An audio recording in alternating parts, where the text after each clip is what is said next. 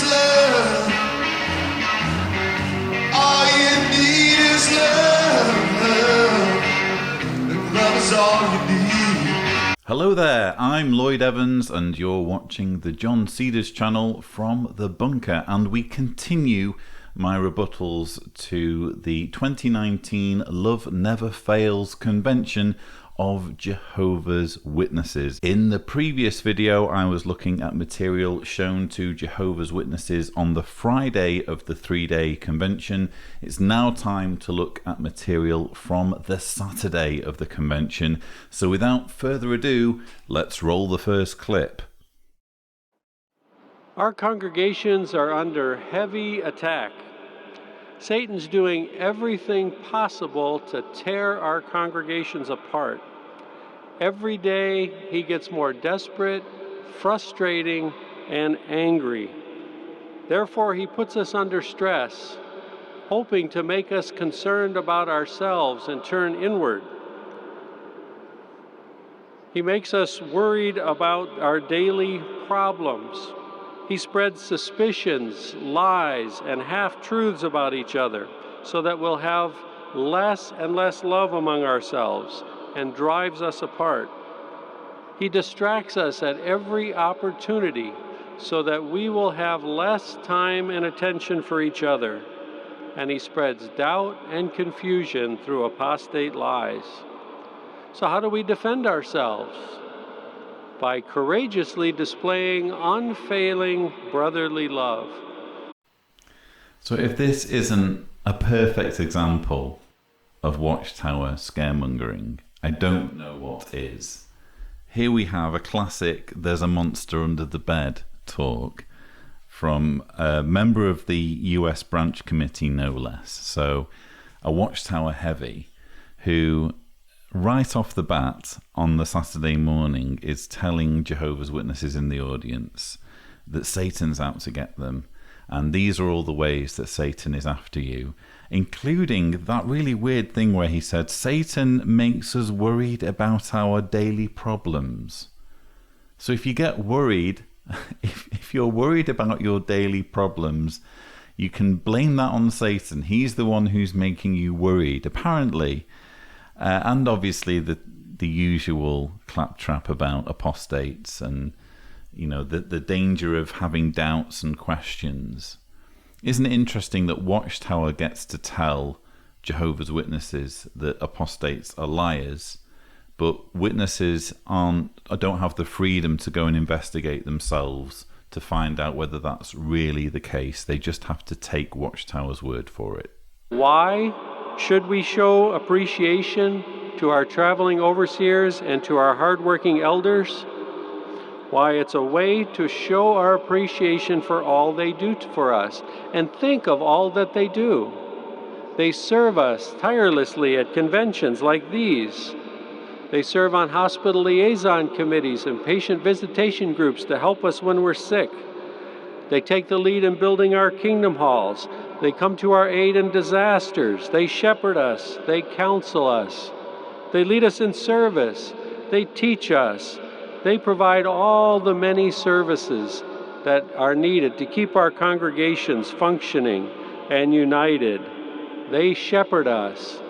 They are there during the highs and lows of our life, the hard times and the joys. They marry us and they bury us. Aren't we happy for the hard work of our elders?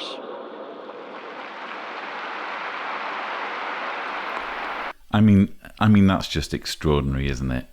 They marry us and they bury us. Kind of rather morbid when you think about it. They're going to marry you and they're also going to bury you. And just to add, yes, it's true that elders give funeral talks, but that doesn't mean they do a good job of burying Jehovah's Witnesses, because usually in a funeral talk, in a Jehovah's Witness funeral talk, all of the emphasis is on Watchtower, all of the emphasis is on the religion rather than the individual.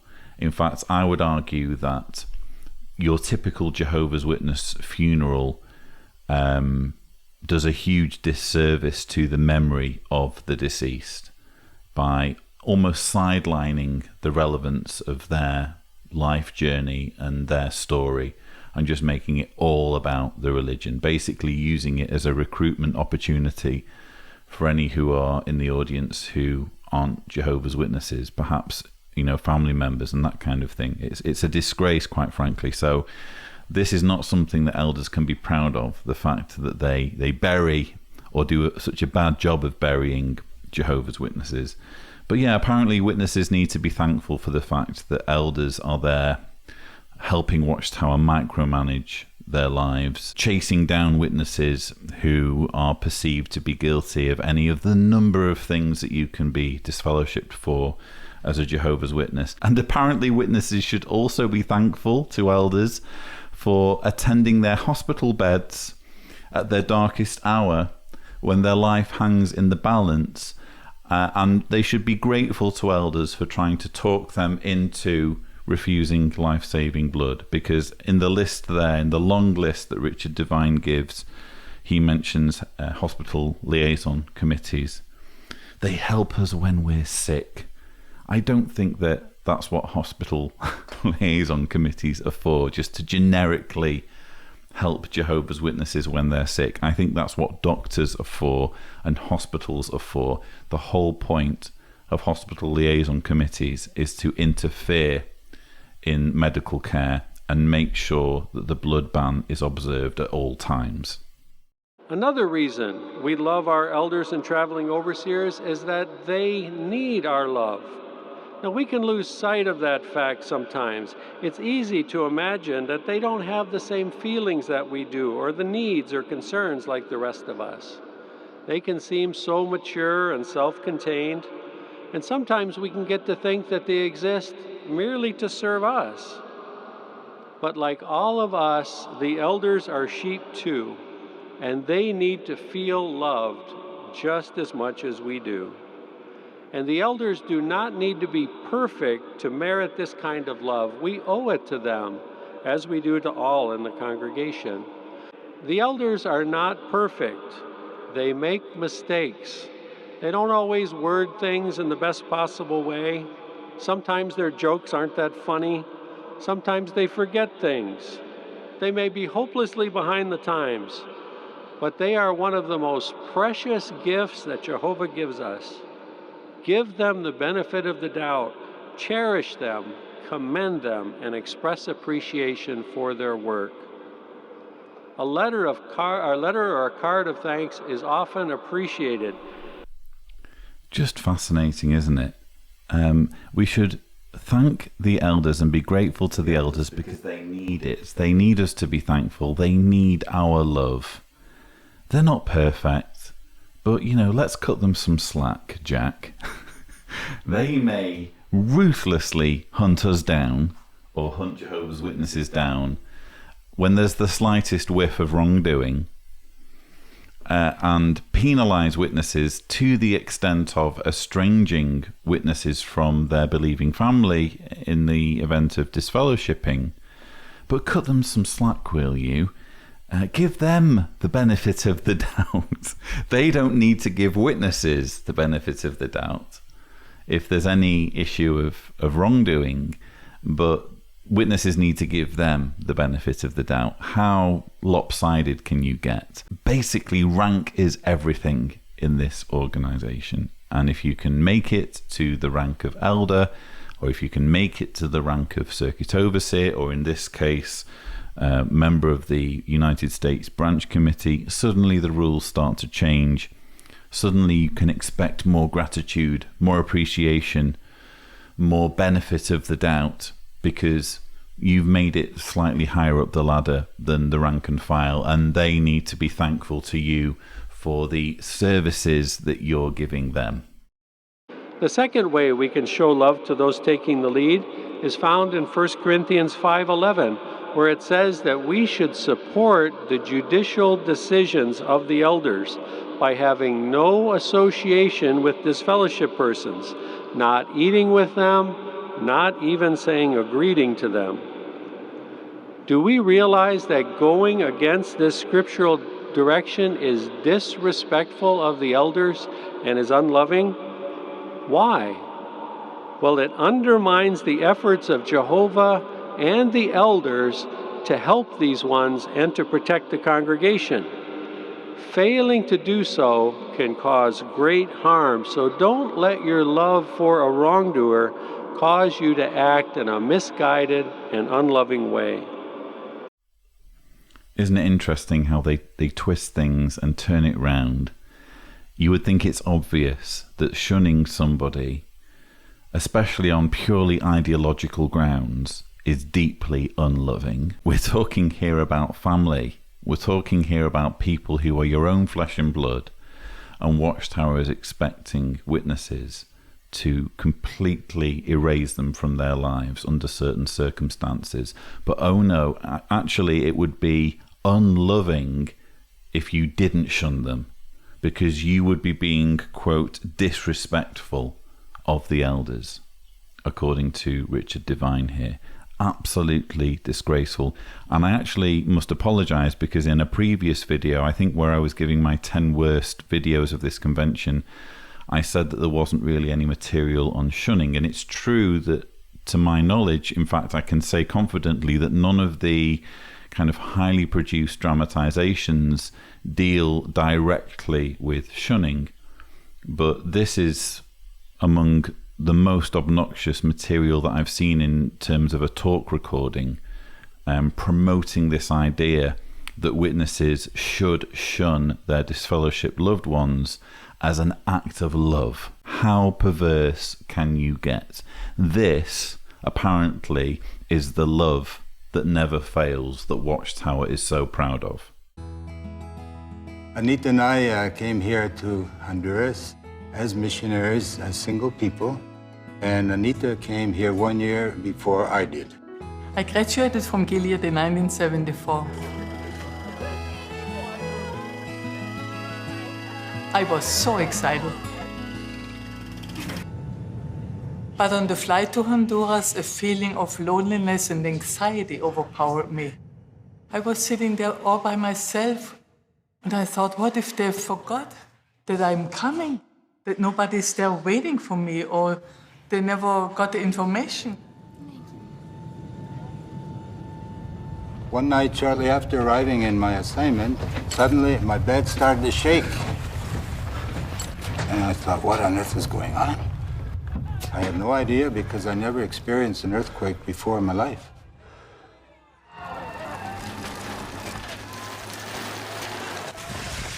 But then I heard a voice. That means in English, Joseph, come on down quick. So I came down and I saw my dear friends Ramon and Melodia, who came from their house to check on me. I was so happy to see them, and I gave them a big bear hug. I almost cried because of their hospitality, friendship, and love for me. When I stepped down the airplane, I saw a group of people. And I realized they're my brothers. I'm not alone. That's my new family. They're waiting for me.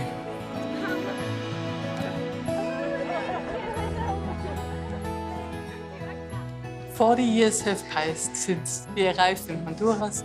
But Anita and I realized that the love and the hospitality and the friendship of the brothers has not changed. And we appreciate that very, very much. So we've now moved on to the fourth item of the Saturday morning symposium, or the first Saturday morning symposium.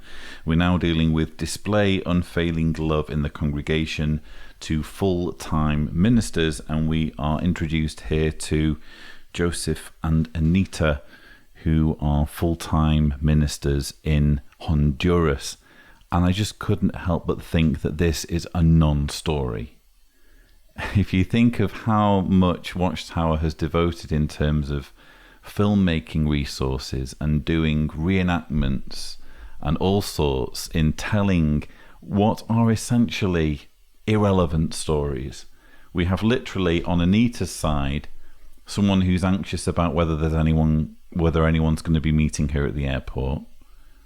Big deal. We've all been in that situation, or most of us will have been in that situation, where you're flying to a strange country and you're not entirely sure what the arrangements will be when you arrive, it's really not worth doing a reenactment of something as mundane as that.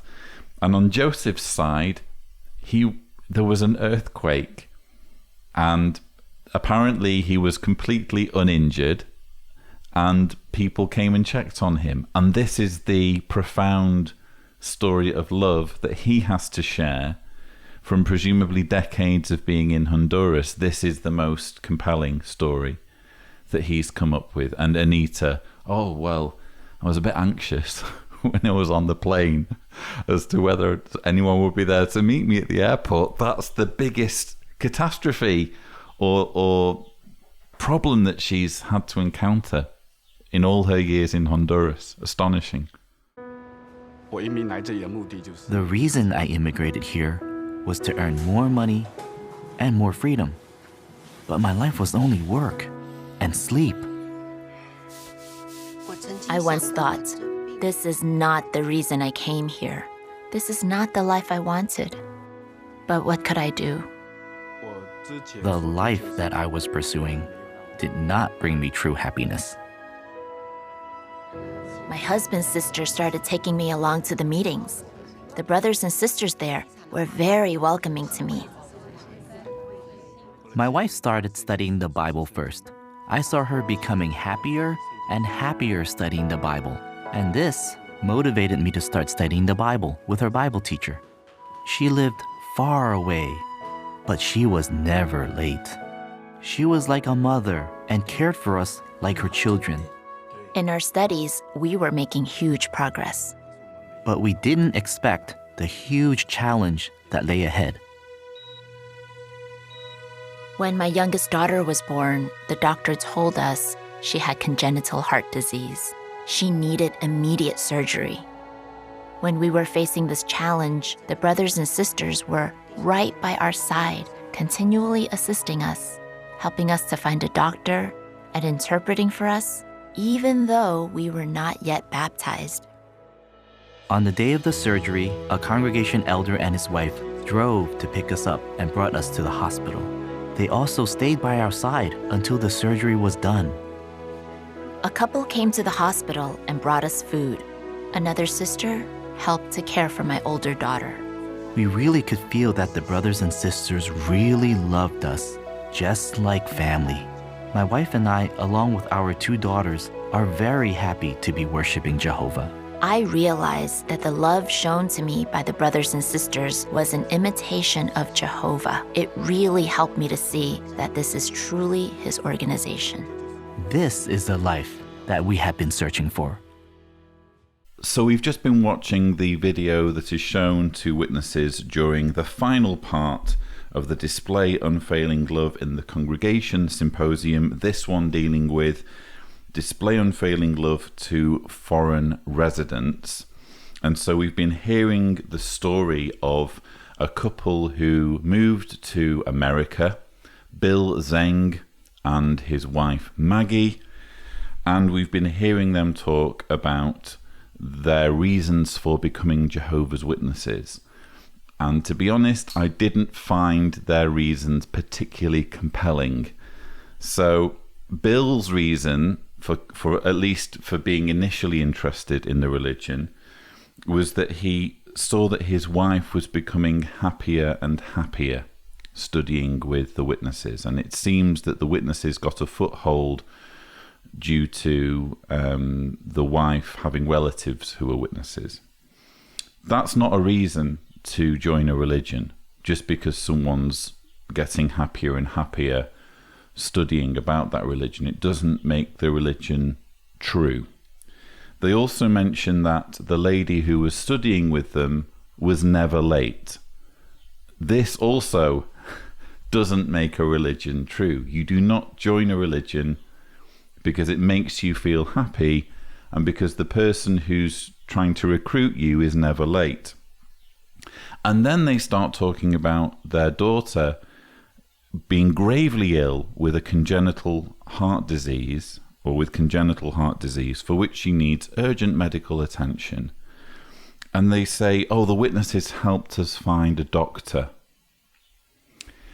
I'm pretty sure that if you are not a Jehovah's Witness and have nothing to do with Jehovah's Witnesses, and you're in America and your daughter has, your newborn daughter has congenital heart disease, I'm pretty sure you're not going to be left to your own devices by the healthcare system. I'm pretty sure that finding a doctor would be fairly straightforward. The reason why witnesses are anxious to help you find a doctor is because of the blood issue, and that is very interestingly sidestepped in this testimony, almost as though it's not relevant.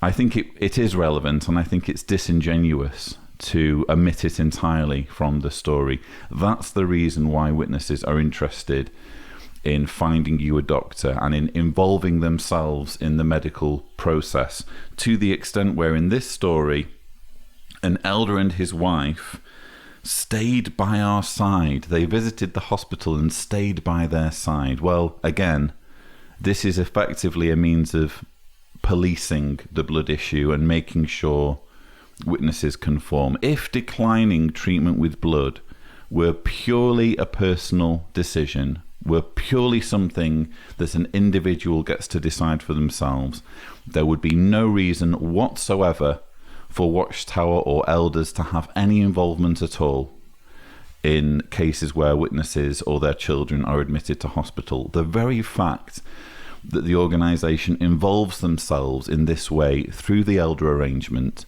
highlights the fact that this is a case of coercion, because witnesses know full well that there will be consequences if they do accept blood.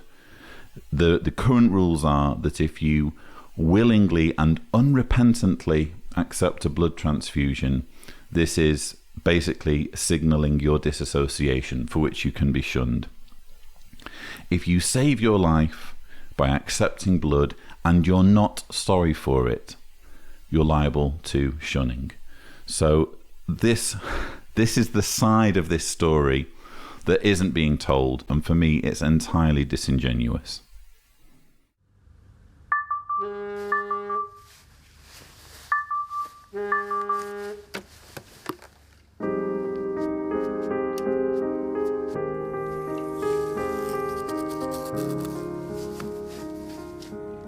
Okay.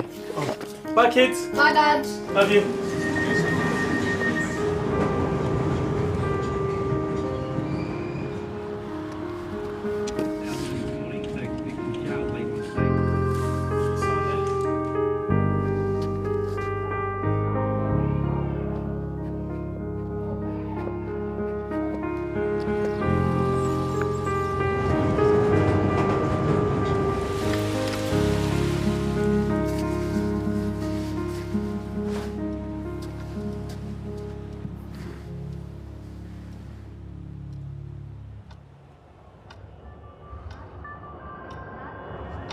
Dad?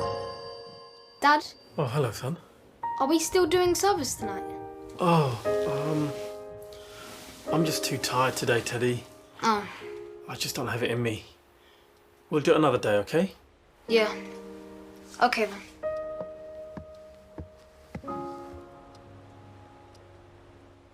So we're now in the second symposium of the Saturday morning.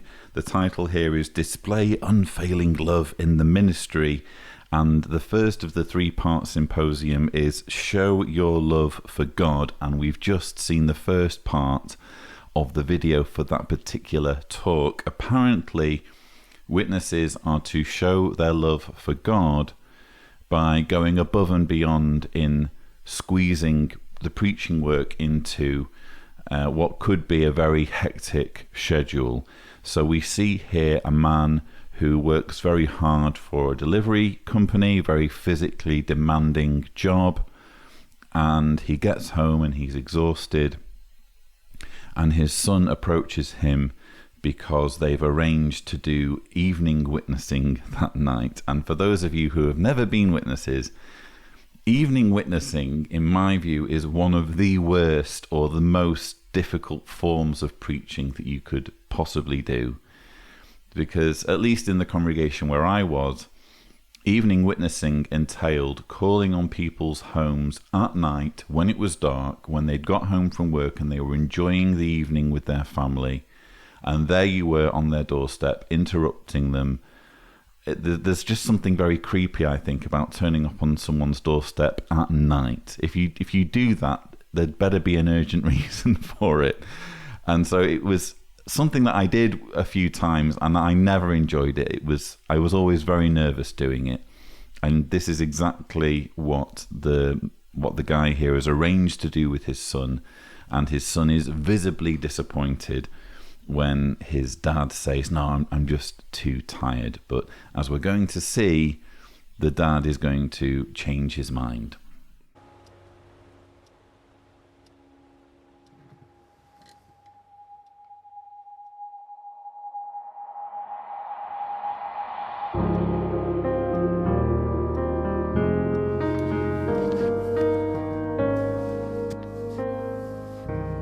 But Dad, I thought we weren't going on the ministry. Well, I prayed for a little extra boost, Teddy. If you're too tired. I am tired, but you know what? I'm not too tired. Let's go.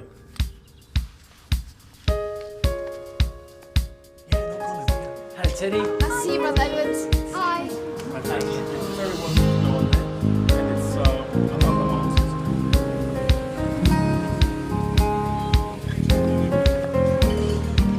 Wow. Answers many other questions that you might have about the future. But what I'd like to do is give you an invite to our meeting. Thanks, Dad. I really had a lot of fun tonight. That's great, wasn't it? Yeah. Hello. Hello.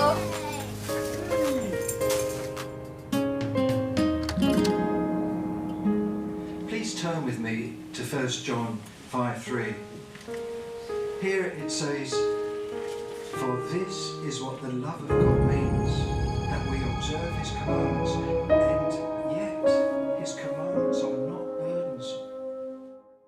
So two things there. First of all, you have Watchtower again indulging in this fantasy scenario where people are flocking to the Kingdom Hall or flocking to start Bible studies just from being preached to. They're not jumping on Google and seeing what a terrible reputation this religion has. They're just swallowing hook, line and sinker whatever witnesses tell them. In this case, the guy in the restaurant just, "Oh yeah, this sounds amazing. When can I come to the next meeting?" That's apparently how things are happening for witnesses in the preaching work. But just the general message of this video is that witnesses should be going above and beyond in serving Watchtower, even if it's physically exhausting for them. I mean, come on, this guy is doing a physically demanding job, running up and down stairs, carrying heavy packages the whole day, and then he's expected to drag his son out to bother people in the evening, even though he's physically exhausted, because apparently he can just pray for some extra strength. This apparently is the way witnesses show love for God, according to the theme of this particular part of the symposium. They're not showing love for God, they're showing love that's demanded of them by an organization that is purely interested in recruitment and in bringing in more followers. But now we turn to the next part of this symposium, which has the theme "Display Unfailing Love in the Ministry, Love Your Neighbor as Yourself." So think about that.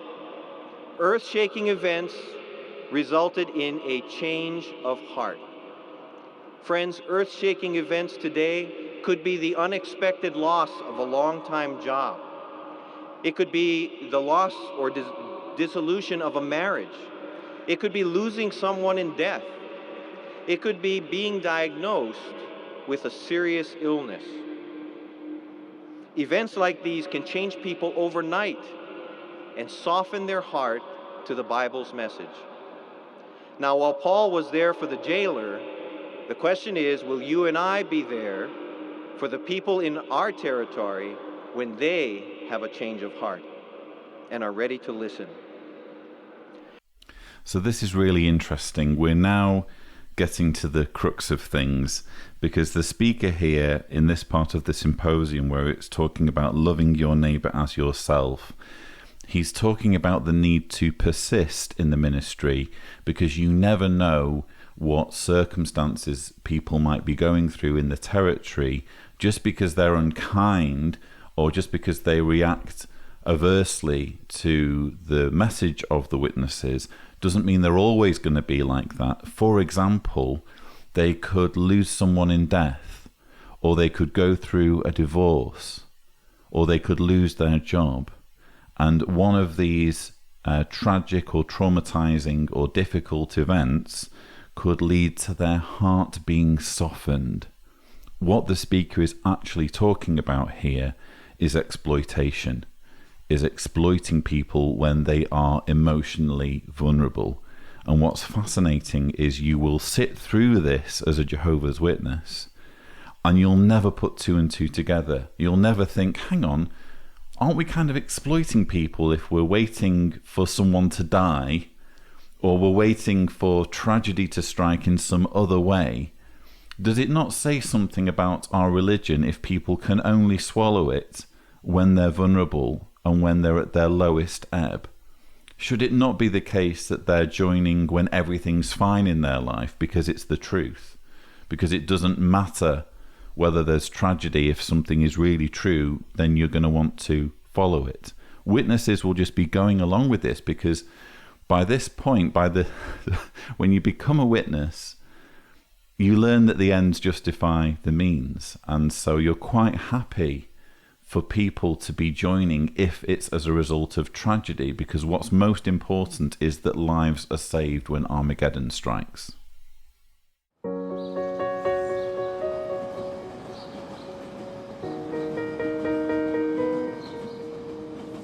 So, you ready for the ministry? Well, yeah, but I'm a little bit nervous. I get a little bit nervous too, but if it helps, I'll do the first door. Let's start off with this one then. Because in there it tells us something about God. It says, when under trial, He controls the world. I don't really know, to be honest. No? It's tracked. He gives the answer according to the Bible in 1 John 5.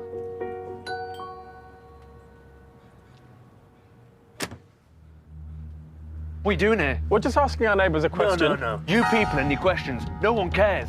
We didn't mean to disturb But you did. You did disturb me. So get off my property before I call the police. Those witnesses. Wow, Dad. He was really angry. He was, wasn't he? Yeah. Well, I always try to remember that for years I used to react exactly the same way. Really? Yeah. As you know, I learnt the truth in my 20s. Yeah. Growing up in a violent family, it also made me violent. I'm not interested! Go away and don't come back! Wow, so what changed then? Well, you see, one of my good friends died, and that very same weekend, the witnesses came round. Now, normally I'd yell at them, but this time I listened. And that's the beauty of the truth. Anyone can change. And that is one reason why we continue preaching. So shall we continue doing this, door? Yeah. Good.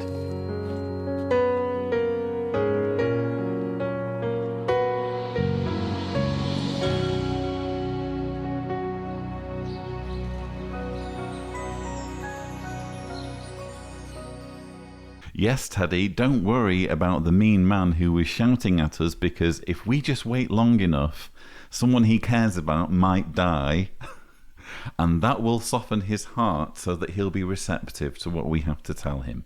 That seems to be unashamedly the message of this video, and it's why I included this along with the previous video in this sequence. I included both of these videos in my 10 worst videos of the convention video, which you may have seen. This one in particular, well, first of all, it kind of shows how precarious witnesses are when they are calling on total strangers unannounced with the aim of changing their religious beliefs. It's bound to be the case that people will react aggressively and even violently to someone being so rude and obnoxious. And it's, if you think about it, it's kind of a miracle that there aren't more cases of witnesses suffering violence as a result of calling on people in that way. It actually says a lot about how composed, so-called worldly people can be when they're faced with that scenario. But it's reckless, in my view, to be putting children in that situation. But obviously, again, with Watchtower, the ends justify the means, and they want to train children to be evangelizers and recruiters for them from as young an age as possible. But yeah, the main thing for me with this video is how it's very bold in saying we're expecting people who are mean to us, we're expecting people that they care about to die, because when that happens, then they'll come running to us, then they'll be receptive to what we have to say, because we're unashamed about the fact that we prey on people who are emotionally vulnerable. But this brings us to the final part of this symposium, which is display unfailing love in the ministry, love Jehovah's word.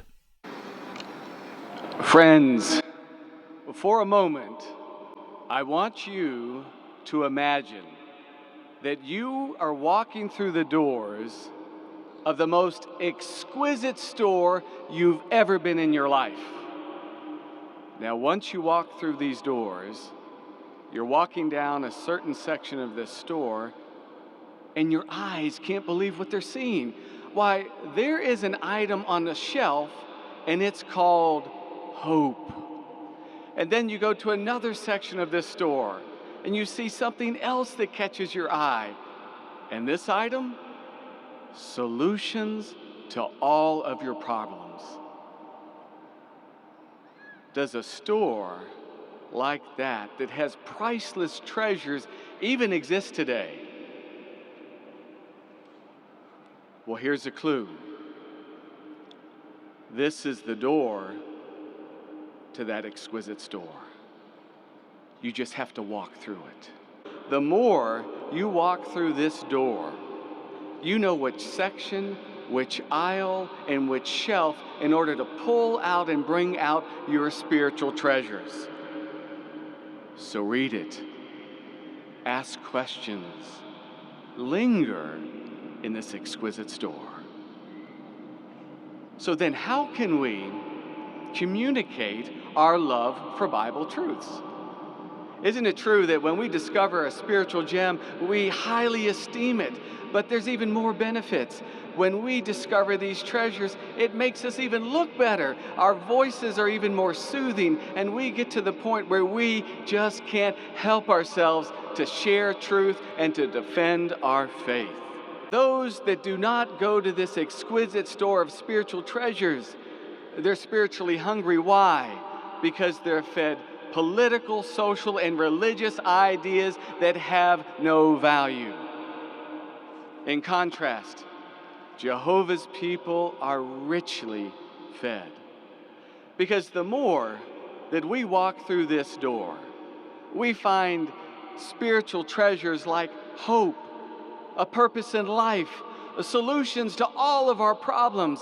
But when we linger in this store full of spiritual treasures, we find the most exquisite treasure of all: friendship with God.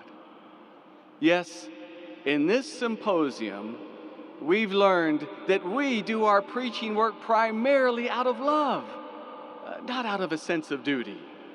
And that when we love God, neighbor, and His Word, we just get to the point where we just can't help ourselves but to spread kingdom truth and to defend our faith. So, dear brothers and sisters, here's the question. Are you ready to discover priceless treasures? Then walk through this exquisite door. Yes, what an exquisite door that is.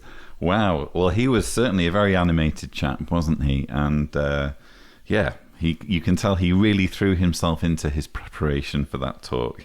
He was talking total nonsense, of course. And I found it fascinating where, well, first of all, he talks about this exquisite store where you look and you look at the shelf and there's something that has the word hope on it, and you look somewhere else and there's something that has written on it the solutions to all your problems, why is simply having those words written on an object going to make you happy? Going to make you beside yourself with joy? It was a really poorly thought out illustration, but you can imagine he'll have been writing his talk thinking, oh yeah, I've got an amazing illustration. Yeah, so you walk into a shop and the first thing you see is something with the word hope on it. And this is the standard of convention speaker. It's extraordinary, really, when you think about it. All those years that I put in, and many will have put in with the Theocratic Ministry School, trying to hone our talk-giving abilities, thinking that at the very pinnacle of the organisation, you have the convention speakers whose ability cannot be surpassed. And this is actually And in fairness to him, at least he was animated and at least he was charismatic, which is more than can be said for a lot of the speakers, including governing body members. At least he throws himself into it, but it was a really bad illustration. And he also, amid this torrent of nonsense from him, he says that when you learn the truth, you even look better. What? You look better? How is that so? And how is that a reason for, being a Jehovah's Witness? Oh, well, you're gonna look better if you join Jehovah's Witnesses.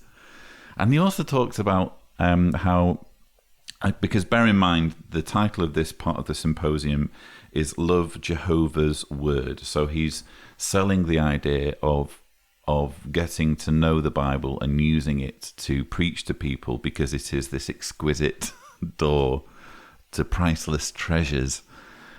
And he says that by using the Bible more, we'll be able to defend our faith. And I actually heard this expression, defend our faith, a number of times during the convention, which I found fascinating, because if there's one thing that witnesses don't do, can't do, and actually run away from, especially the governing body members, it's defending their faith. They're never going to truly defend their faith against someone like me, who knows what the problems are and knows where the corruption is and where the abuse is and where the nonsensical teachings are. If you're really interested in defending your faith and you believe that you have the absolute truth, you're going to go toe-to-toe with the likes of me or other, critics of the organisation at any opportunity. Witnesses run from those situations. In fact, there's a famous example where reporter Trey Bundy for Reveal approached Anthony Maurice when they were still at the Brooklyn headquarters, and it was all caught on audio, but Tony couldn't get away fast enough. That's apparently defending our faith. And then the speaker talks about how those who don't have the truth, using that expression, those who don't have Jehovah's Witness beliefs are hungry because all they have are wrong ideas about politics and religion and what have you.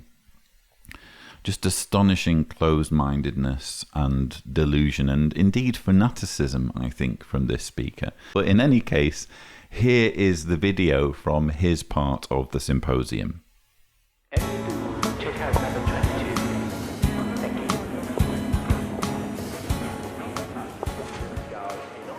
Hi. Hi. Would you like to try some? Love to, thank you. Thanks. That's delicious. Oh, they've just made it, so there's fresh loaves on the counter. Sorry, I couldn't help noticing, but your tattoo, does that have a meaning? Oh, yeah, so these vines, they make a heart. It reminds me of my boyfriend.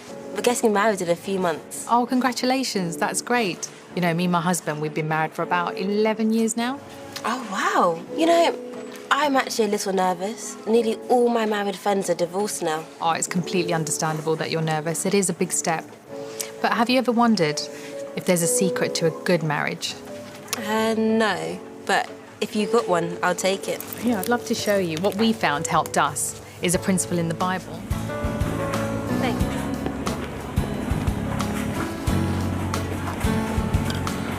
Dad, Mum lit this. Oh, wow, that's fantastic. Do you know, I just Really couldn't good. help myself. She's getting married in a couple of weeks. Yeah? She wasn't interested in the Bible, but I left her one of our contact cards. Well, you never know. She Yeah. might end up on the website. That's really good.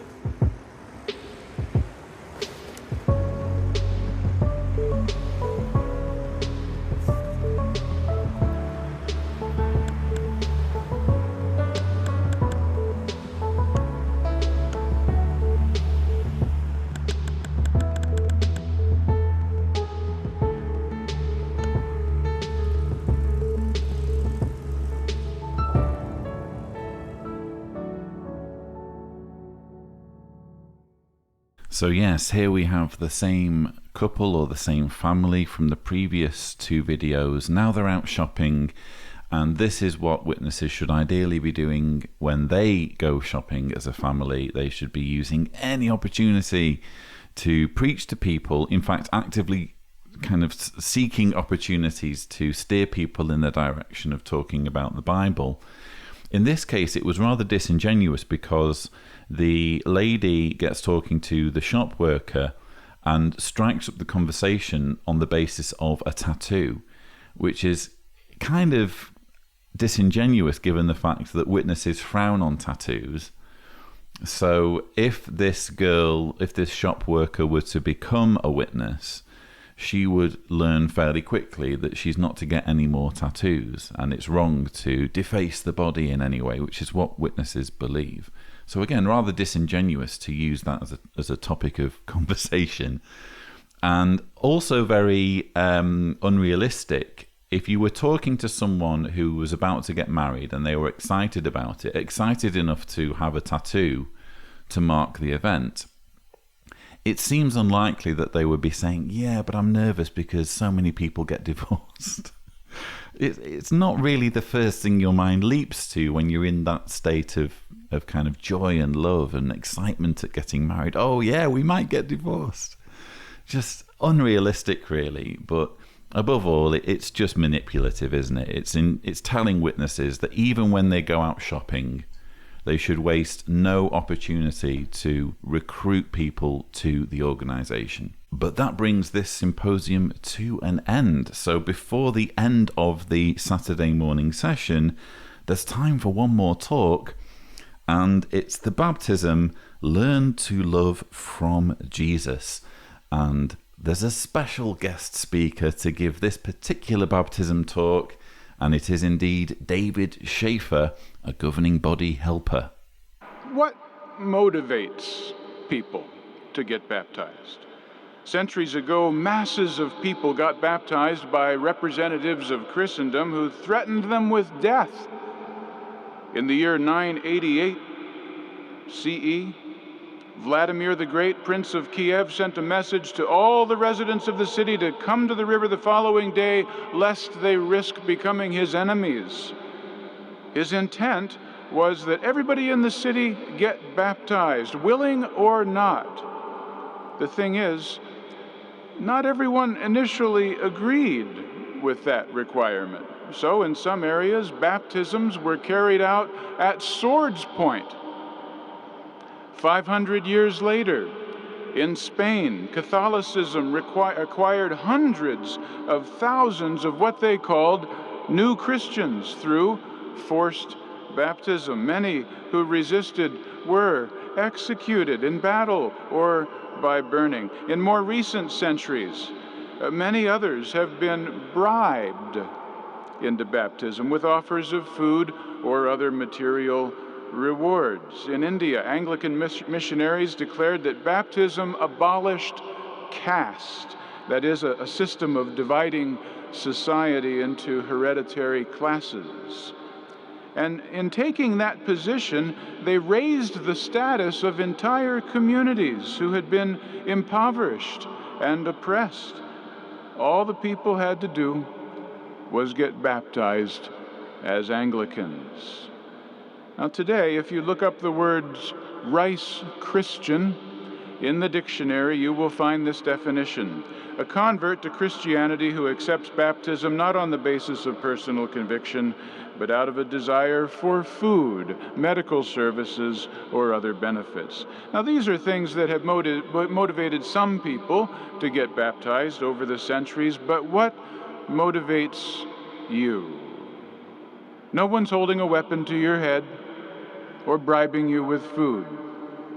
And even if you're thinking that Jehovah promises to reward those earnestly seeking him, the rewards cannot be our principal motive for getting baptized. Why not? Because baptism represents a lifetime commitment.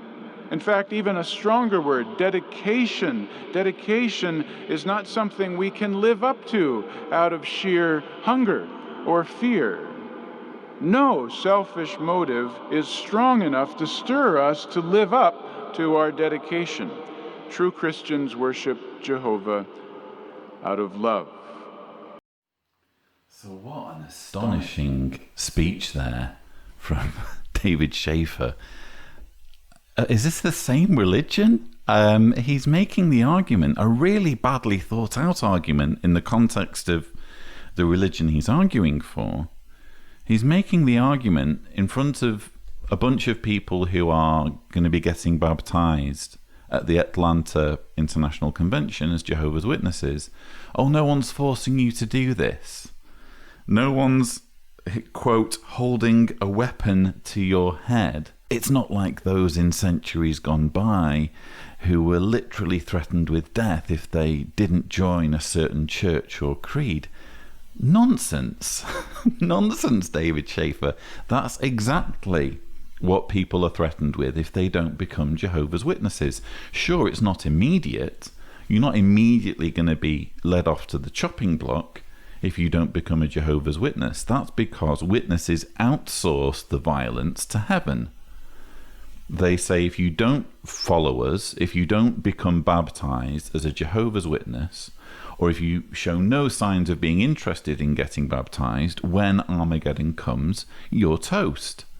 There's a fireball with your name on it, and we are going to get rid of your remains, or they're going to be got rid of in some supernatural way, and we're going to landscape over your remains a new paradise that we're all going to live in, that's going to be enjoyed by Jehovah's Witnesses at the expense of billions who've been massacred for not joining our religion. How is this not a religion where you're threatened with death if you don't join? And not just death, Watchtower has the ability and will use its ability in the here and now to make your life miserable if you actually go back on your pledge, if you decide that it's not for you, if you decide that you no longer believe that the governing body are spokespersons for God or have any authority over you, if you change your mind at any point, no matter how young you were when you got baptized, and I'd be interested to know how young some of the baptismal candidates at this convention were, but there's records in the publications of people getting baptized as young as 7 or 8. Regardless of how young you are held to this decision, and you will be punished in the here and now by having your family estranged from you, which, although it may not be execution, is actually worse than death for some, and actually leads some to commit suicide, because as humans, we're just simply not programmed to handle ostracism. I recently had an expert on ostracism on my channel, Andrew Hales, and he explained brilliantly why it's actually how it's actually painful for someone to be ostracized, even to a small degree, let alone by someone they love, by someone they're close to, and how this is used to influence people. And Watchtower's using it to influence people. They're using it to control people. So they have no right whatsoever to be misrepresenting their religion in such an obnoxious way. And for David Schaefer to be doing this as a governing body helper, when he has almost a front row view of just how much damage this organization is doing, is inexcusable. Remember that Jesus describes his yoke as kindly, or as the footnote says, pleasant, easy to bear.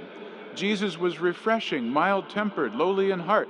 Having those qualities will inevitably help us to treat others kindly and lovingly. After all, what is the proof of our Christian discipleship? Is it not what Jesus stated at John 13:35? By this all will know that you are my disciples, if you have love. If you have love among yourselves. Can't help but be reminded of that scene from the annual meeting where we were shown large crowds of our brothers packed into that tiny courtroom lobby in Oryol, Russia, to show their support for their brothers in pretrial detention, clapping for our brothers as they were being taken from the courtroom, shouting, "Stay strong, don't give up, we're with you, we will take care of your family." And those words were not an empty promise. One brother, a workmate of Brother Suvorkov, even took on his job and gave the salary to Brother Suvorkov's family. This is our brotherhood. Your love for your fellow man is proof of your love for Jehovah. That's what we're told at 1 John chapter 4, verse 21. We have this commandment from him that whoever loves God must also love his brother. But it's not true love, is it, David Schaefer, when it comes with strings attached, when it's based on someone sharing your beliefs. And that's what love is all about for Jehovah's Witnesses. It's not truly altruistic or humanistic. It's purely based on, do you share my beliefs or not? And not just do you identify as a Jehovah's Witness, do you sufficiently show your worship as a Jehovah's Witness? Do you attend all the meetings? Are you regular in the ministry?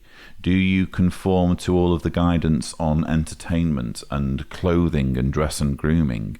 If you fall short in any of these ways, you'll quickly see just how meaningless this love that never fails is, because people routinely find themselves shut off and shunned just because they're classed as bad association for having failed to meet up to some arbitrary criteria that Watchtower's come up with. Jesus was not legalistic or rule-oriented. Likewise, we respect the Bible-trained consciences of others. We recognize that Christians are guided by principles rather than rules. Empathy, patience, kindness. Learn to love from Jesus. Just breathtaking hypocrisy there from David Schaefer. Apparently, Jesus was not legalistic or rule-oriented, as Watchtower totally is, in all of the many ways it micromanages witnesses' lives, to the extent of telling them what they can or can't wear, and pressuring men, for example, not to have beards, and telling people that if they wear tight pants, then they don't qualify to go in the ministry. Yes, that is an actual rule that you can find in the Circuit Overseer Guidelines document. So David Schaefer can talk the talk on this if he wants, but it simply bears no relation to the religion that witnesses know. If it's not about rules, then why do you even have an entire book filled with rules that elders are to enforce in a congregation setting that ordinary rank and file publishers have no access to? You cannot read this book or have access to it as an ordinary witness. Only if you're an elder do you get a copy of this book, which has rules that are applicable to the rank and file. It's again, he's describing a religion that I'm not aware of, and most witnesses in the audience will not be able to recognize. But now we must move on to the Saturday afternoon session, and we begin with a symposium, or at least it's billed as a symposium, but in actual fact it's a 1 hour video that's presented almost as an extra JW Broadcasting episode, by governing body helper Ron Curzon, who I've recently dubbed Robo-Ron due to his very robotic, unappealing way of presenting information. Anyway, Ron Curzon presents this symposium with the theme, How Our Brothers Are Showing Unfailing Love in, and then it lists various parts of the world, Africa, Asia, Europe, North America, Oceania, and South America.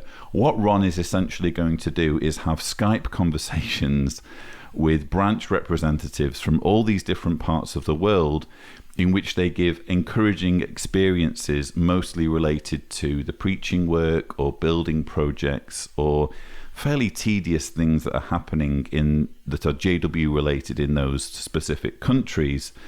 I've spared you the most boring parts, and I've just selected a few highlights. So I guess without further ado, let's roll the first clip. Next, let's speak with Brother Maurice Raj of the Myanmar Branch Committee.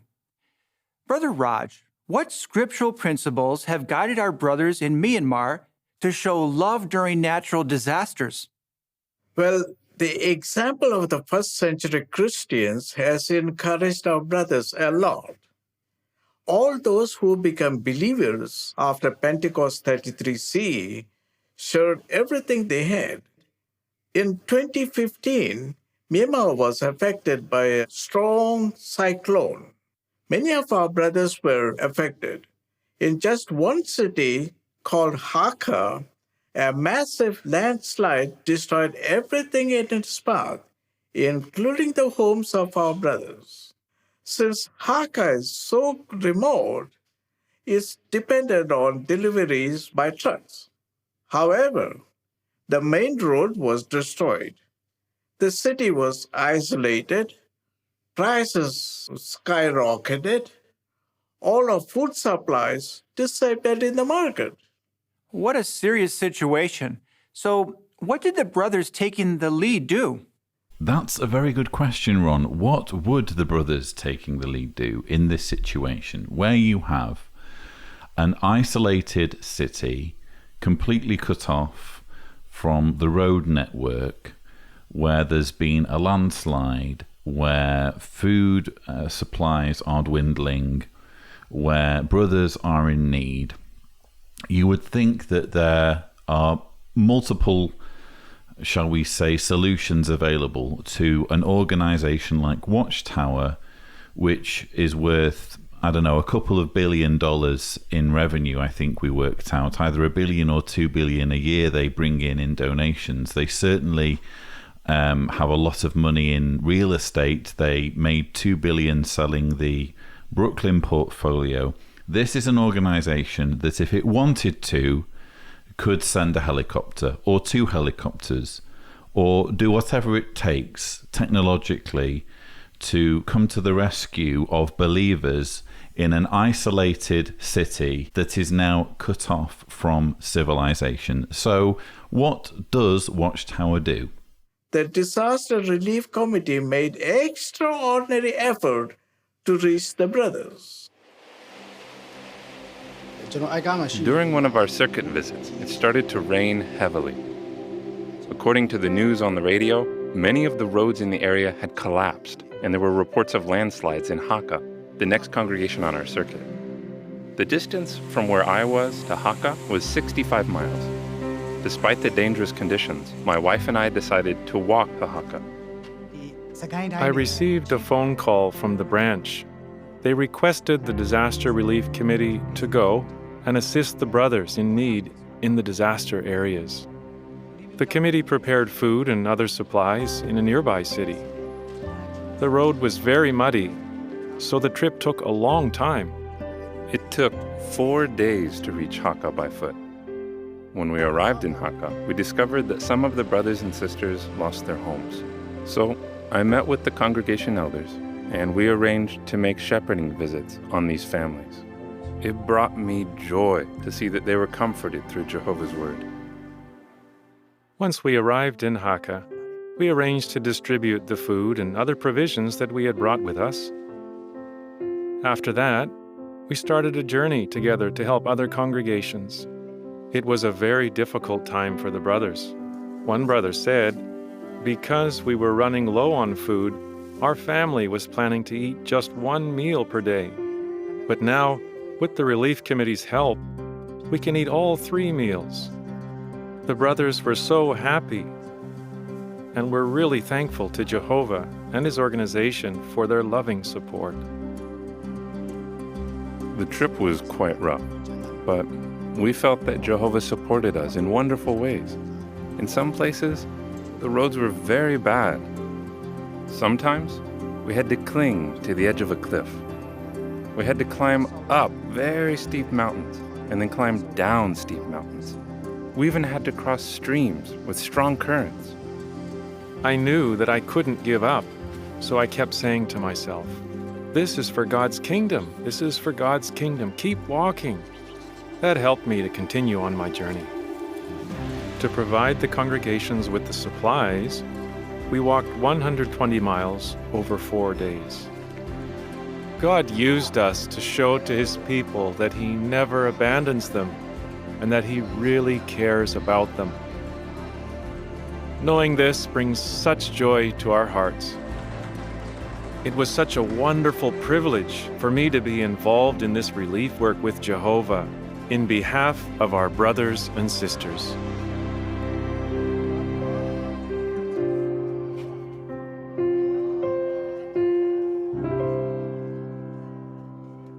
So let's just get some context, shall we? We are still in the symposium, which is really just a 1-hour video by Watchtower, how our brothers are showing unfailing love in, and I think the part that we're in now is Asia. So this is supposed to be Watchtower showcasing to the world how love is shown within the organization. You have in Myanmar an emergency situation where a city is devastated by a landslide and food is scarce, and Watchtower, again a multi-billion-dollar organization, is bragging about the fact that it sends a circuit overseer on foot as a solution to this crisis. I mean, obviously, there's more to it than that. It seemed that there was at least some kind of convoy sent out to Hakka that covered 65 miles, and it was kind of perilous terrain. And then it seems that after they reached Hakka, they then went out on foot to more congregations. But this, for me, is nothing to be bragging about. Why wasn't Watchtower sending out a helicopter? Or why wasn't it, I don't know, getting an outside agency or funding an outside agency to reach these people? To just purely rely on manpower, which, by the way, put these people at risk. He describes at one point clinging to the edge of a cliff, or having to traverse streams that had a strong current. So Watchtower's solution to lives being in danger was to put more lives in danger, by the sounds of things. Why not just send out a helicopter? Maybe I'm being overcritical, maybe there are facts in this story that I'm not aware of, but based purely on the information the organization is presenting in this video, they really don't come across in such a flattering light. Thousands of refugees come to Sweden every year.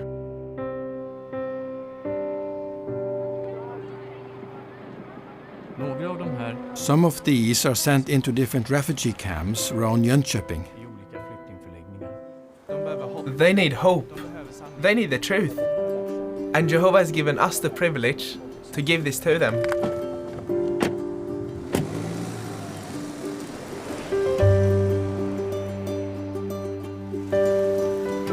Many of these camps were in isolated areas.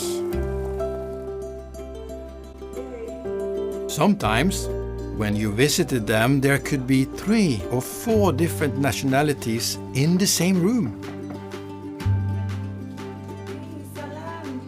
Some of the friends also learned a few different greetings.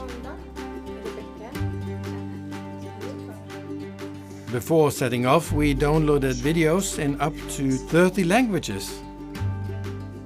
They were long days, and sometimes you were tired in the evening. But when you looked out and saw your brothers and sisters making the same sacrifice, that motivated you to continue. When you saw the way they accepted the truth, how it formed and transformed them, it was worth all the effort. While Sweden is one of the most secular lands in the world, with the influx of refugees, we now have territories filled with God-fearing people. These people are very often disappointed in their religion. So we are now happy to help them by offering them a solid hope for the future and give them a meaning in life. Of course, it takes an effort to study the Bible with someone in another language. But to be used by Jehovah in this special way brings us even closer to Him. So we are very grateful to Jehovah for this opportunity we have now to help refugees in Sweden. We appreciate the brothers and sisters in Sweden for setting a good example of neighborly love. Thank you for that report, Brother Kasson. So this for me was particularly obnoxious. We have here open exploitation of people in a desperate situation. You have that young lad called William, William Ekblad, who says early on, they need hope, they need the truth, and Jehovah has given us the privilege to give this to them. No, they don't need your truth. They need to not be exploited. They need to be given basic human kindness, compassion, solidarity, charity. They don't need to be preyed on by a cult that will stop at nothing to manipulate them and take advantage of a tragedy in order to bolster their numbers, which is exactly what we see happening here in Sweden. Inside every successful Bible teacher is a heart that is filled with love for people. And it's this love, this outstretching love, that has motivated some to learn a new language. Some have moved to a foreign language congregation in order to help and assist more to learn about Jehovah.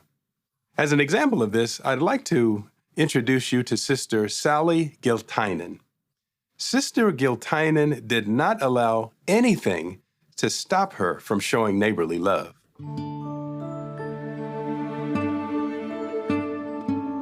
Just prior to my baptism, unfortunately, I became critically ill. I was eventually told I had 2 hours to live. The doctors insisted that I have a blood transfusion, and I took my stand. There was no question that I was willing to die for Jehovah. But the question to me was I willing to live for Him? And I became all the more determined to use my life to serve Jehovah. So obviously I lived. It motivated me to really be focused on the ministry. I began regular pioneering when I was 17. It's been a privilege to study with people who were Baptist and Catholics and Methodist, Episcopalians. Some were atheists, some were rich, some were poor. So I actually covered this material in my worst 10 videos of the convention. I think it made it quite high up in the list for reasons that are hopefully obvious. We have here a lady called Sally Gill Tainan who is talking about how she was willing to die for Jehovah. And in context, when you actually explore the context, it's even more disturbing, because she says that this was before she got baptized, and then she mentions that she started regular pioneering when she was 17. You can't regular pioneer unless you are baptized, which implies that that this medical emergency where her life was at risk happened when she was 16 or younger. In other words, she was a minor. So Watchtower very nearly succeeded in killing this lady due to the blood teaching.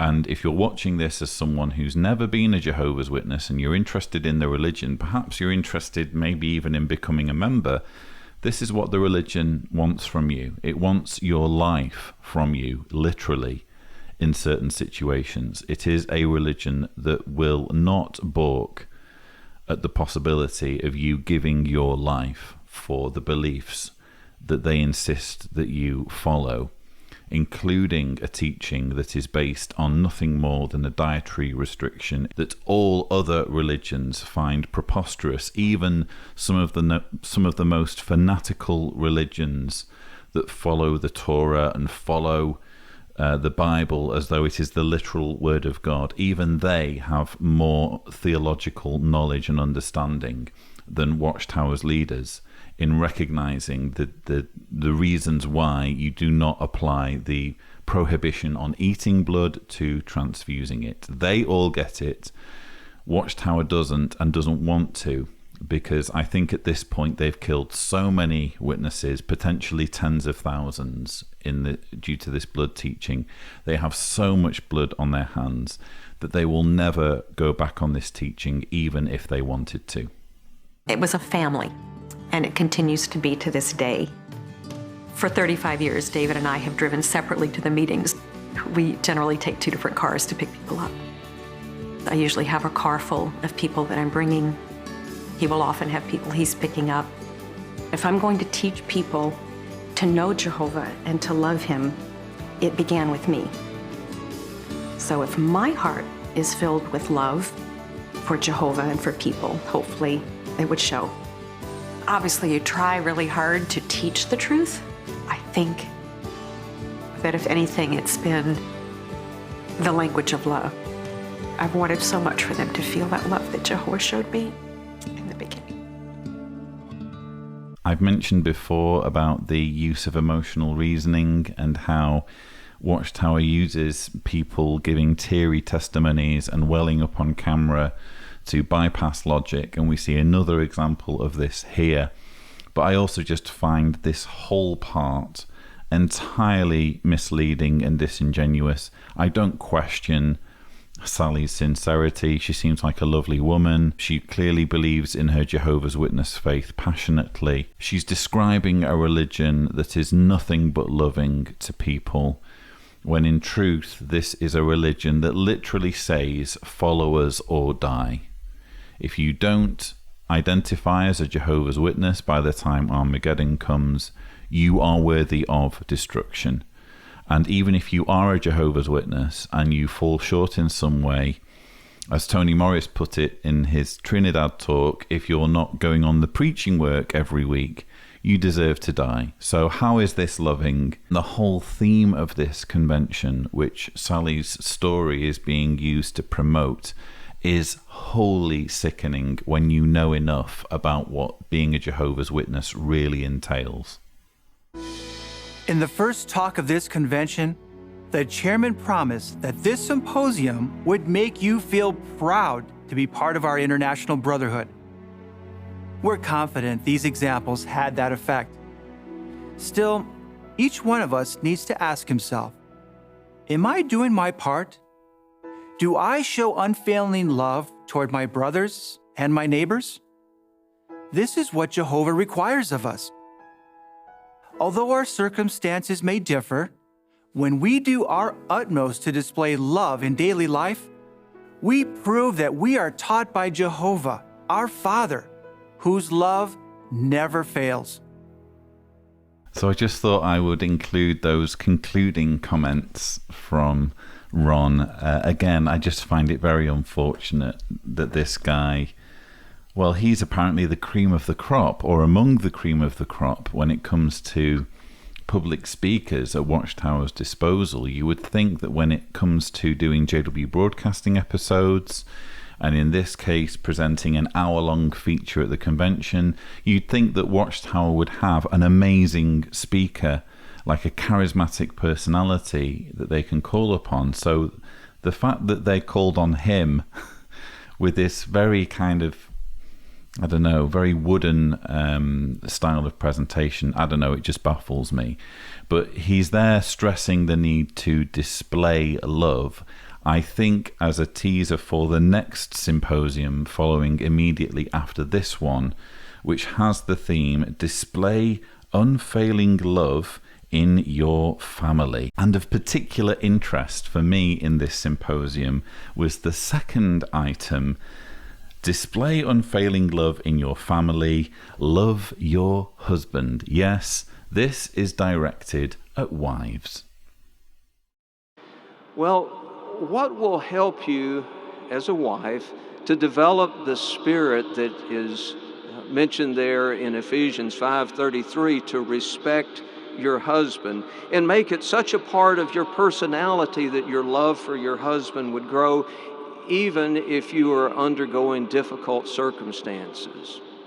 Well, the answer to that is to look at Bible principles. And one that we want to give attention to is in the first 6 verses of 1 Peter chapter 3. And I invite you to turn there, and we're going to consider these verses, 1 Peter chapter 3 in verses 1 through 6. This will help you to show love despite challenges that you might face. Verse 1 starts off, in the same way, you wives be in subjection to your husbands. Now let's look at this phrase here, in the same way. What does that mean?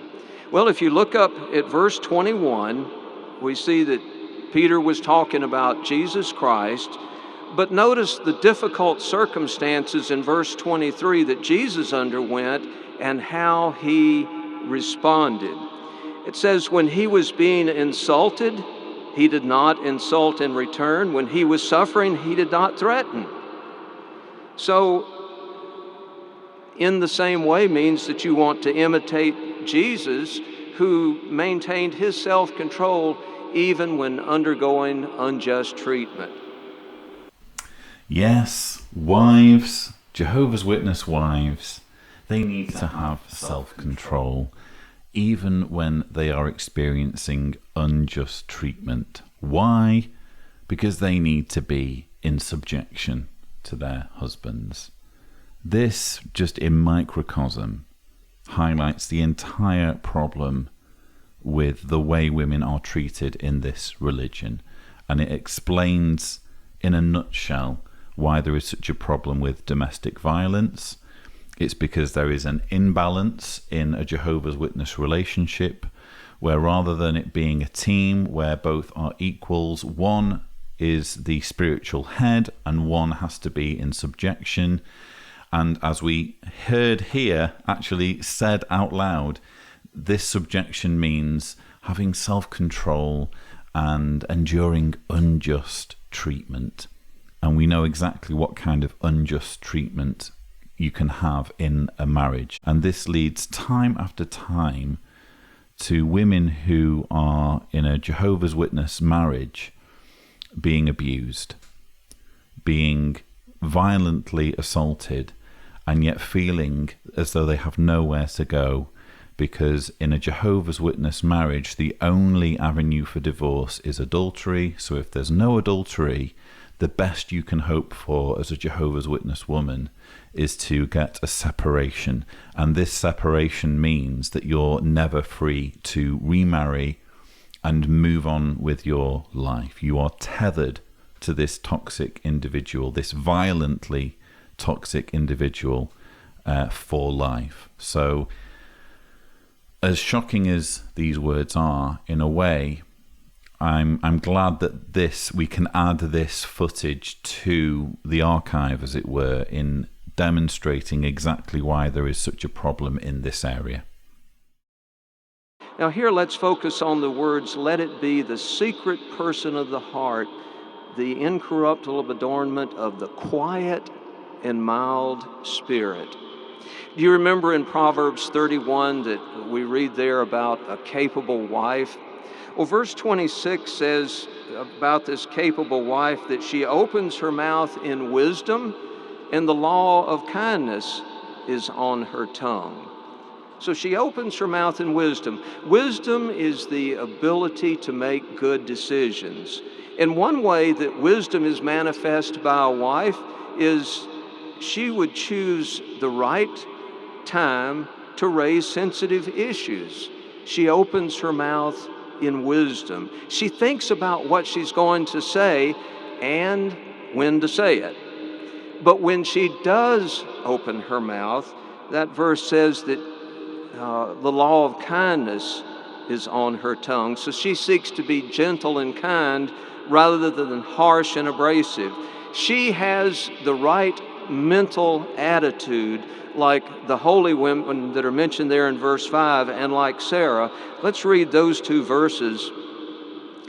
For this is how the holy women of the past who hoped in God used to adorn themselves, subjecting themselves to their husbands, just as Sarah obeyed Abraham, calling him Lord.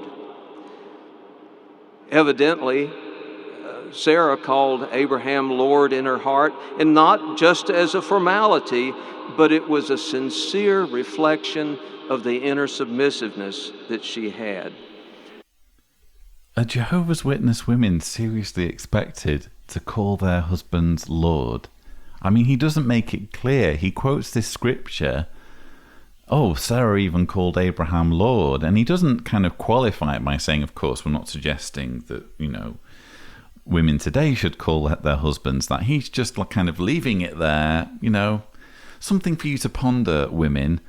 But seriously, does this come across to everyone as being as patronizing and condescending and sexist as it comes across to me?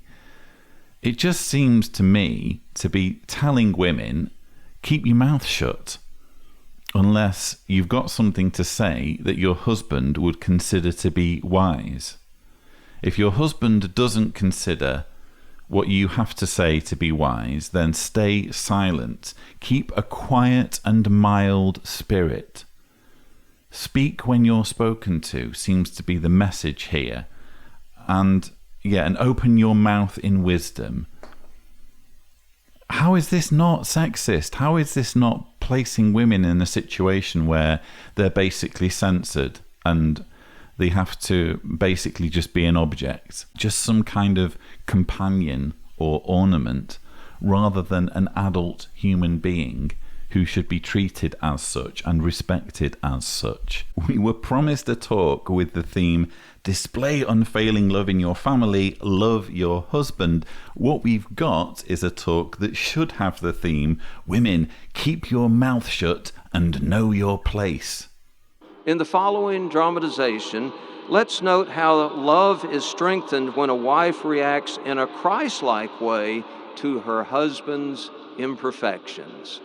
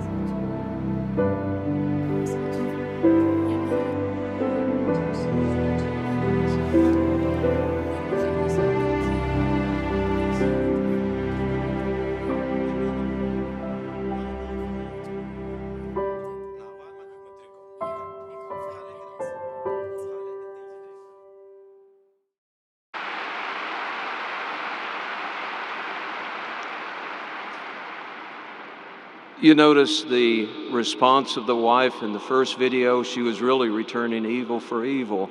But how nice it was in that second part there that she displayed that quiet and mild spirit.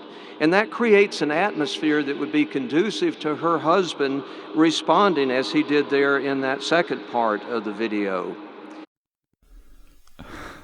I don't know what to say. It's just shameless, isn't it? The sexism here. It's all on the wife. It's all on the wife to shut up, to give way, to capitulate, to be the one who caves in and rolls over if there's an argument. Why not the husband? Where's the husband's responsibility to seek peace, to have a quiet and mild spirit? No, it's all on the wife. Honestly, what we have seen there is a depiction of an argument and women essentially being told, don't argue. If your husband is upset and he's being unreasonable with you, you just have to cave in. No, that's not how relationships work. Sometimes if someone's being unreasonable, you don't cave in. You explain how they're being unreasonable. Look, sometimes there are arguments in any relationship. I would be freaked out if I had a friend who was married and they said, oh, we never argue. We never argue. Don't be silly. It's impossible not to argue when you are literally living in close proximity with another human being. There's going to be arguments, and the path to resolution often involves thrashing these things out and being open and honest. The solution is not to single someone out based on their gender, as is the case here, and say, oh, well, if you're a woman in this situation and you're arguing with a man, with your husband, it's your place to have a quiet and mild spirit. You need to back down. You need to shut up. You need to just take a step back, because is it really Christ-like for you to be confrontational? Sorry, this is just open sexism and misogyny. And it's precisely this sort of material that puts countless women among Jehovah's Witnesses in a very difficult situation, potentially a life-threatening situation when it comes to domestic violence. So wives, if you would do these things, if you would imitate Jesus when trialsome circumstances in your marriage arise, display chaste, respectful conduct, clothe yourself with that quiet and mild spirit as Sarah and those other holy women did, then your marriage will flourish. You'll see your husband succeed in caring for his spiritual and family responsibilities. You will see your husband succeed in caring for you. And you won't be surprised, because you know deep down that he is a good man and you have contributed to his success by respecting and loving your husband. How can he possibly know that all of the men in the audience, all of the husbands in the audience are good men? That's what he's just said. If you're a Jehovah's Witness woman who's a wife listening to my talk in the auditorium, and bear in mind there are thousands, just bear in mind that your husband is essentially a good man. How do you know this? You imbecile. Of course not all Jehovah's Witness men are good. Of course there are going to be some who are abusive to women. And your advice to women in that situation is, oh, well, don't forget, your husband's basically a good man. So you just need to have a quiet and mild spirit. Again, this is the attitude that is rampant in this organization. This is putting women at risk. Women who are in an abusive relationship need to be listened to, and they need to be helped. And this sort of material that basically relegates a woman in a relationship to someone who just has to be quiet and yield in arguments and capitulate and know her place and always think of her husband as being a good man. This creates an imbalance in relationships that basically works entirely to the advantage of abusive men. For Watchtower to be putting this sort of material in their flagship convention, for thousands or millions of Jehovah's Witnesses to digest is just grossly irresponsible. But we need to move on, because there's one more part of this symposium I want you to take a look at. It's the final part: display unfailing love in your family, love your children. The fourth way we can display unfailing love to our children is by helping our children set and pursue spiritual goals. When they grow up, we want them to go to Bethel or the School for Kingdom Evangelizers, serving where the need is great, international construction. Now, everything I just named takes them away from us. So we have to fight the thought that we need our children around us as we grow old to take care of us. What have we been teaching our children from infancy? To trust Jehovah. He will never leave us. He will never abandon us. So teach your children to trust Jehovah. Absolutely disgusting. You have this trope that Watchtower repeatedly uses of guilt-tripping parents and saying, oh, well, if you don't give your children to Watchtower, you're being selfish. If you don't send your children off to be Bethelites or to work on construction projects, because we all know how the God of the universe needs construction and needs buildings and needs a property portfolio. We don't want to deprive the supreme sovereign creator of the universe his construction projects. If you don't give over your child to this organization, you're being selfish, and it's all part of a scheme on your part so that your child can earn well through higher education and support you when you're old and frail. It's all really selfishness, isn't it, parents, if you're not giving your child over to Watchtower. That's the line that the organization repeatedly uses. It can't simply be a case of parents letting their children flourish outside a cult. It can't simply be a case of parents wanting what's best for the child, because it's in the child's interests to grow and to better themselves and to expand their knowledge through higher education. No. It has to be for an ulterior motive. And frankly, who does this? I'm going to call him an imbecile because he is. Who does this imbecile think he is? Telling thousands of parents in the audience, you should be sending your child to Bethel. You should be sending your child to international construction projects. You should be sending your child to the School for Kingdom Evangelizers. How dare he, quite frankly, lecture parents in that way? If you want to give a generic talk about showing love to your children, then do that. Don't make this purely about Watchtower's ulterior motive of sucking children dry of all their promise and potential and opportunities, which is what the whole point of this talk is. Watchtower has no interest in helping children, in making sure children have everything that they need, all of the opportunities that they need, all of the love that they need. All Watchtower is interested in is, where is the next generation of drones coming from?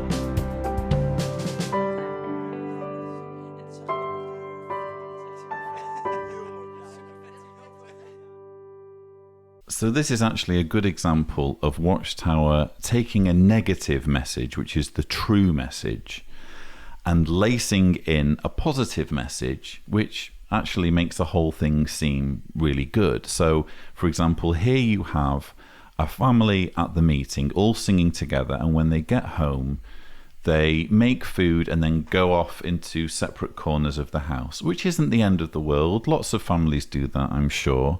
You don't always have to eat together. You can if you must, or if the mood takes you. You can take your food off to your bedroom while you play computer games. It's no huge deal.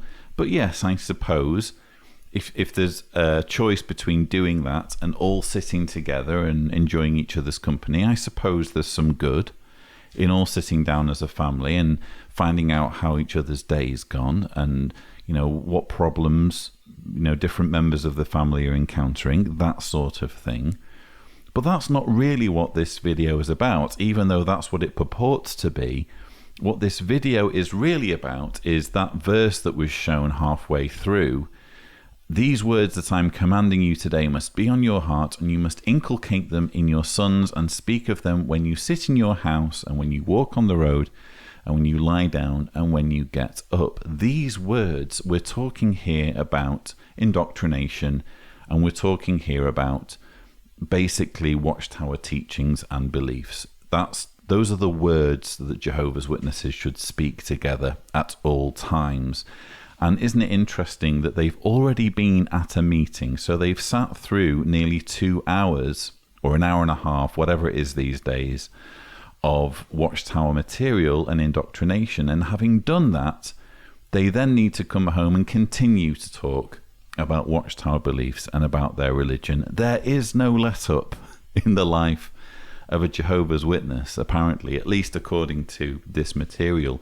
You need to be thinking and talking about the religion at all times. But that brings us to the end of the final symposium of the Saturday, and I now have to skip part of the program on the Saturday because what is shown next is half of the feature film, The Story of Josiah, Love Jehovah, Hate What Is Bad. And I'm actually going to be devoting a separate video to the entirety of the Josiah drama because there's lots that I have to say about it. It's actually a very disturbing video. So I'll comment on that in a separate video if you don't mind, which means that we need to skip to the final item on the Saturday program, which has the theme, Teach Your Children How to Show Love. And it's going to be presented by a familiar face. 2 Timothy chapter 3, verses 1 through 5 says that people in the last days would love money, they would love themselves, they would love pleasure. And when people are self-lovers, money lovers, pleasure lovers, it leaves little or no room to be a Jehovah lover or a lover of others. As foretold in Matthew 24, verse 12, the love for God and the love for others of the vast majority has grown cold.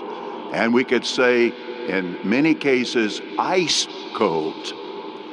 In the world today, they talk a lot about worrying about global warming. But of much greater concern is global cooling, the cooling of love for God and for others. He's losing it, isn't he? It just gets worse and worse. Every time I have some Stephen Lett material to get my teeth into, he's the gift that keeps on giving. And here he's bemoaning the lack of love for Jehovah, by which he means the lack of devotion to Jehovah's organization, of which he is one of only 8 representatives, you could say. He's one of the 8 governing body members who makes up the faithful slave that effectively controls Jehovah's organization. So when he's bemoaning a lack of love for Jehovah, what he's really bemoaning is a lack of love for him or a lack of appreciation of his authority. But how arrogant and ignorant of him to joke about global warming in that way. He's literally placing his concerns about respect for his authority over the fate of the planet. Parents want to give balanced praise to their young ones. That's good for their emotional and spiritual development. But to overpraise them or to refuse to discipline them, now that could very easily encourage the wrong attitude among our young ones. In fact, let's look at this video and you'll see a mother's not doing very good in training her young one. Look at the video.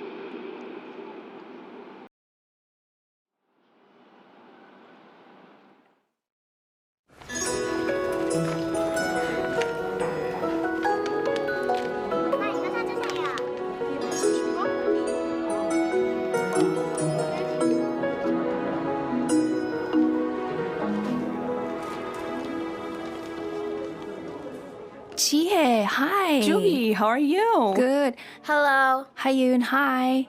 We're bringing dinner to Brother Oh's family tonight. And I needed a few more things. It's been so hard for them, you know. They don't know how long she'll be in the hospital. Mom, can I get this, Oh, Mom? honey, no. Mom, can Please I, put Mom? it back. I want it. Please, Okay, Mom. but only if you're good, okay?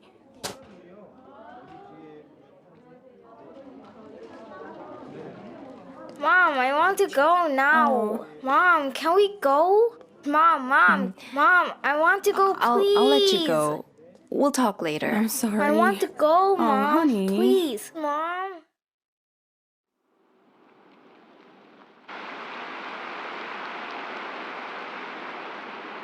Not a very good job of training the young one. And what exactly would you know, Stephen, about training young ones? You don't have any children. This is, for me, the most infuriating thing about this talk. He's getting on a platform to talk to thousands of Jehovah's Witnesses on the theme, teach your children how to show love. He doesn't have any children. He is literally handing out parenting advice to thousands of parents as someone who isn't a parent and who doesn't have any practical experience of parenting. This is what we're dealing with at this point, and it's all with the ulterior motive of coercing parents into indoctrinating their children. This man is a parasite. He's obsessed with getting hold of these young ones or having some kind of say or some kind of input in the way young people are raised, so that he and his colleagues can benefit, so that they can replenish their stock of followers. That's all this is about. Mom, can I get this, Mom? I'm sorry. 1 minute. Now, honey, did we already get a snack for later? And do you remember what we came to get at the store? Yes. Okay, so please put that back. When I'm done talking to Sister Dewey, we can go. Okay. Good.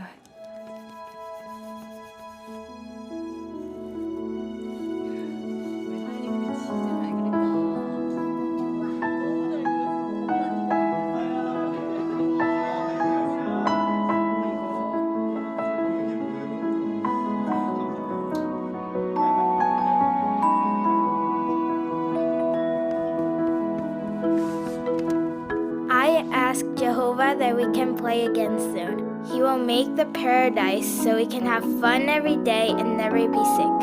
There will be animals and lots of cats, rabbits. This video could only have been put together by a team of people who just don't have any experience with parenting. I'm sorry, but it just shows when it comes to parenting, and I know this because Jessica's still only 5, and we've obviously got another baby who isn't quite at this age, but Jessica is more or less at the same age as depicted here. And it just simply isn't a case of using the right combination of words in a given situation, which is what we're being led to believe here. Oh, well, if your child asks you this question, this is how you should respond. And then if you use this magic sequence of words, your child will miraculously turn into this good-natured, compliant person who's very reasonable. That is just simply not how it works with children. With children, you have good days and you have bad days. And when you have a bad day with your child, nothing that you say will make a great deal of difference. All that you can hope for is that on the good days, when they're behaving well, that you provide positive reinforcement. When they do and say things that are praiseworthy, you praise them, which is, if you think about it, the opposite of what Stephen Lett was saying earlier about not overpraising your children. As it turns out, praise is essential, in my view, or in my experience, when it comes to raising children. Because if they never know when they've done something right, how on earth are they supposed to distinguish when they've done something wrong? They need to know what good behavior is so that they know what it means to be good. So praise is actually essential, positive reinforcement. Stephen Lett wouldn't know any of this.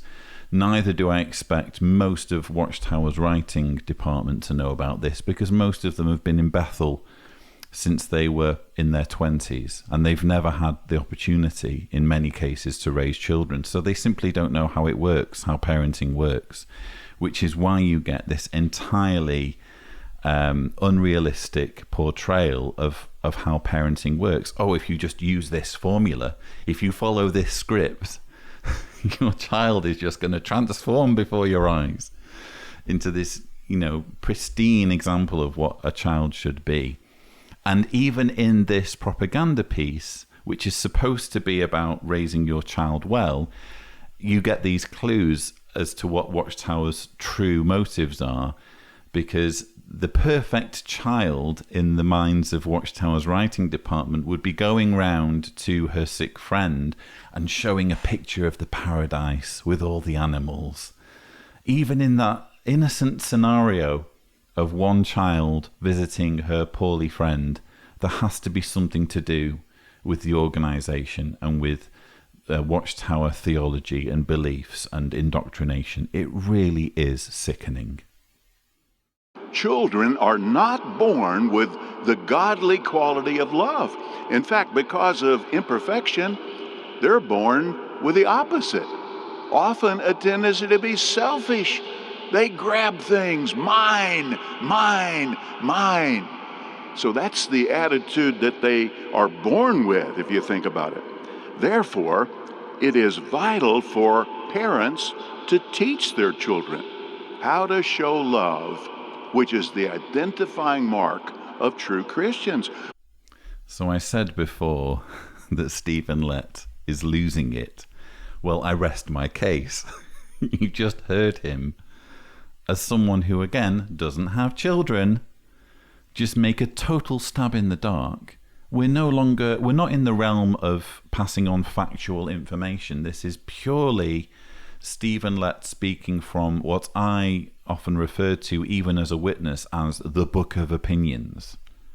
There was nothing more infuriating as a witness than having a visiting speaker come on a Sunday and give a public talk where they go off on this rant that has nothing to do with the Bible, no actual knowledge that was based on things that are verifiable.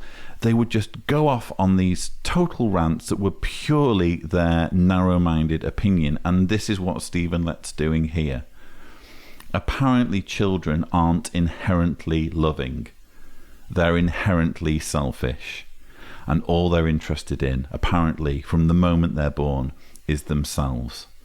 Well, I take that as a total insult against both of my children, because what I've seen in them is the total opposite of what Stephen Lett describes. When they're born, they have nothing but love for both of their parents. I sometimes feel guilty that I can't reciprocate the amount of love that's thrown at me by Jessica when I'm working on my laptop editing videos and she's trying to climb all over me just because she wants a cuddle. And in that situation, I obviously cuddle her, but I'm also battling this, I need to work as well, and what do I do? And it's a dilemma. Children are overflowing with love, even from when they're born. Julia is only 3 months old, and she's at that stage where when you look at her and you kind of play around and act all goofy and pull faces, you can bank on the fact that she's going to give you this glowing smile in return. This just this look of total adoration from a 3-month-old baby. That's how much love children have. But how can Stephen Lett know this? Because he's never had children. So all he's got is just purely speculation and guesswork. Well, thank you, Stephen, because by indulging us with your speculation and with your total nonsense and claptrap and pseudo-knowledge, what you've actually demonstrated is the fact that the governing body don't know anything and aren't worthy of half of the respect, a fraction of the respect and adoration that gets lavished on them. Well, how soon should parents begin training their young ones? Well, open up, please, to 2 Timothy chapter 3. And let's see how early Timothy's mother and grandmother began to train him. So notice, from infancy, he was taught the Holy Scriptures. And these early years are so critical. Obviously, it paid off with Timothy. Look what a spiritual person he turned out to be. Well, that early time is critical. There's a book, Early Childhood Counts. It said in the months immediately after birth, the brain is ready for development. In fact, the number of synapses multiply 20-fold in those few months after birth. See, that's a time of great learning. One doctor said that perhaps by the age of 1 year olds, that a child has developed 20% of what they will be as an adult. Same doctor said perhaps by the age of 4, they developed half of what they will be as an adult. So obviously, wise Christian parents make good use of that little window of time. They have to put these spiritual values in their little minds, in their little hearts. Regarding this, one mother who's a regular pioneer and has a little daughter, here's what she said: I have been taking her along with me in the ministry since she was only 1 month old. Although she could not understand what was going on, I believe this early exposure had a beneficial effect on her.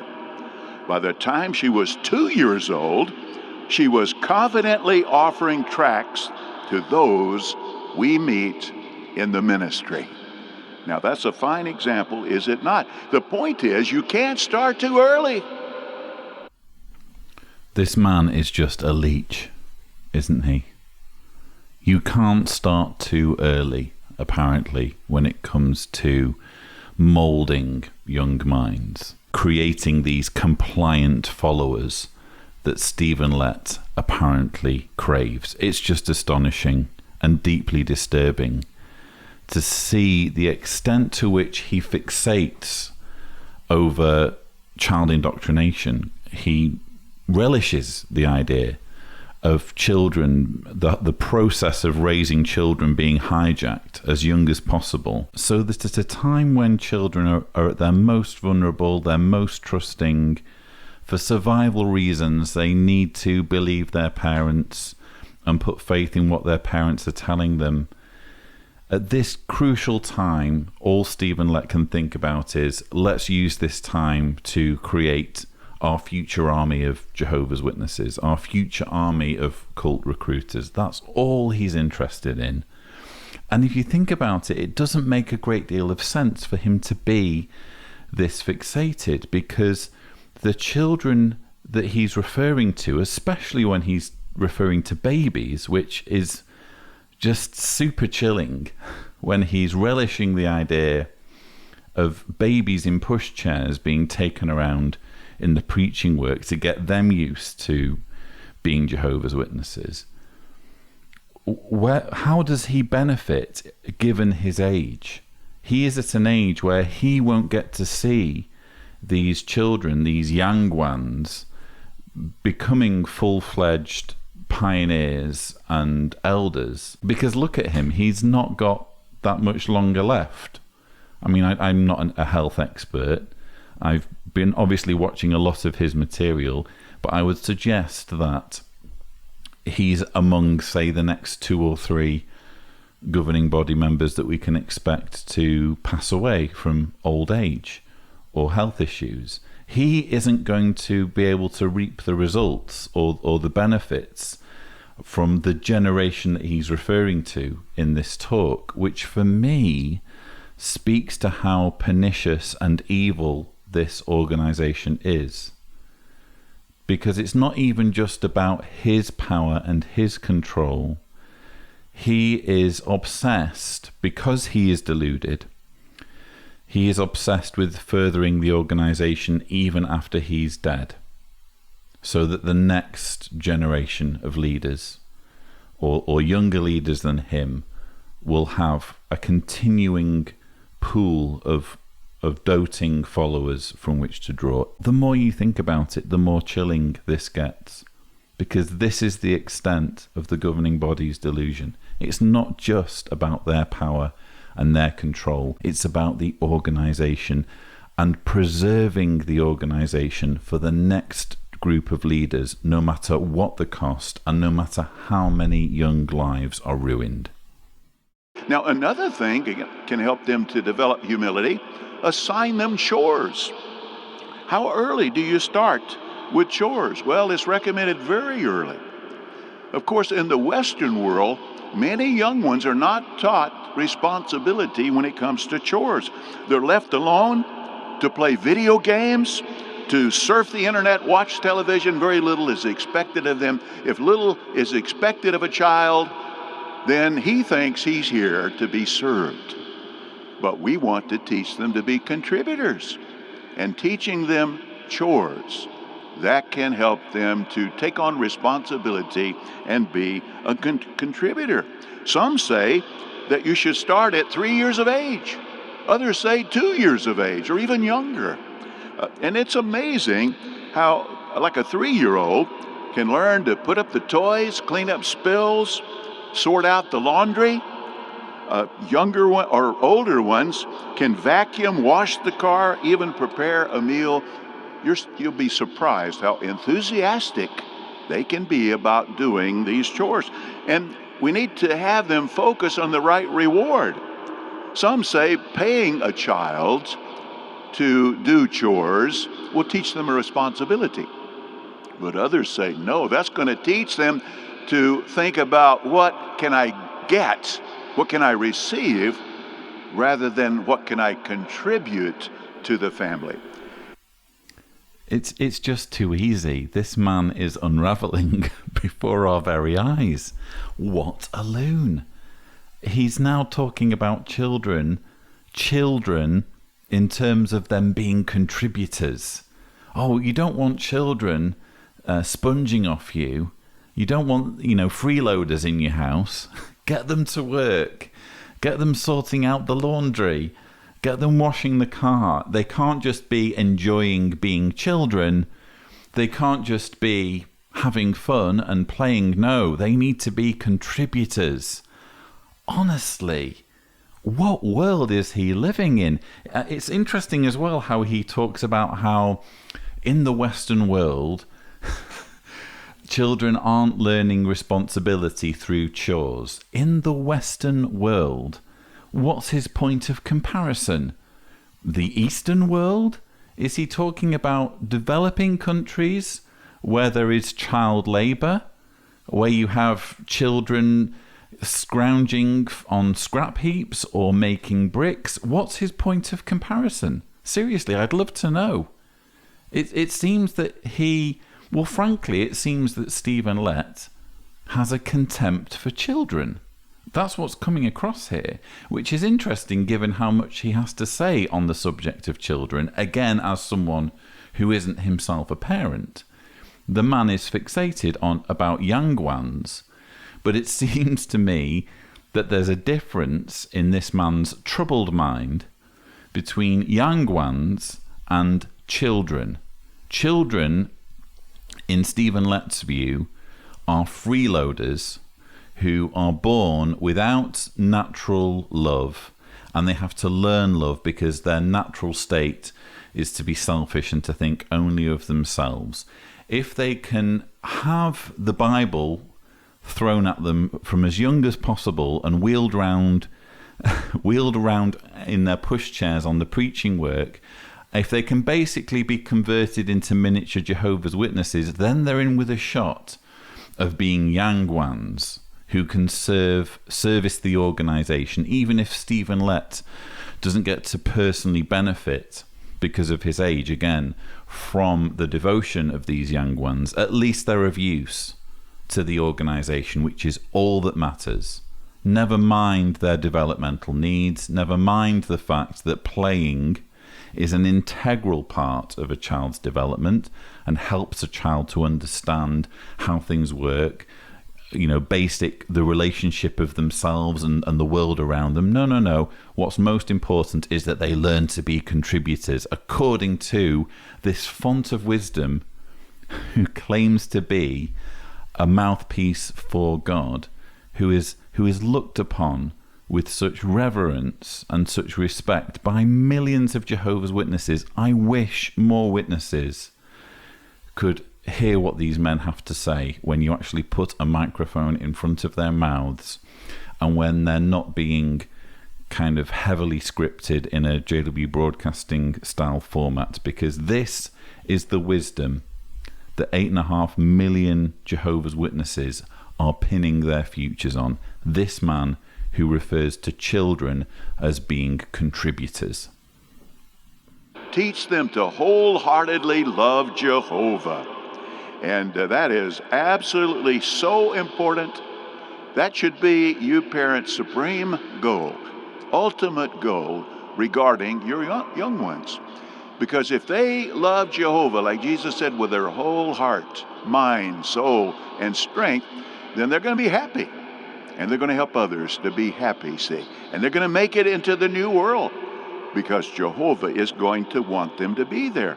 So this is a priceless goal. It is worth any effort on the part of you parents to accomplish this goal. Well, how can you reach this goal of helping your children grow to wholeheartedly love Jehovah? Well, let's talk about it. Now, first, we ask, do our young ones inherit love for Jehovah? Do we pass on genes and chromosomes to them that make them love Jehovah? Well, you know that no is the answer to that question. Well, do they learn to love Jehovah by osmosis?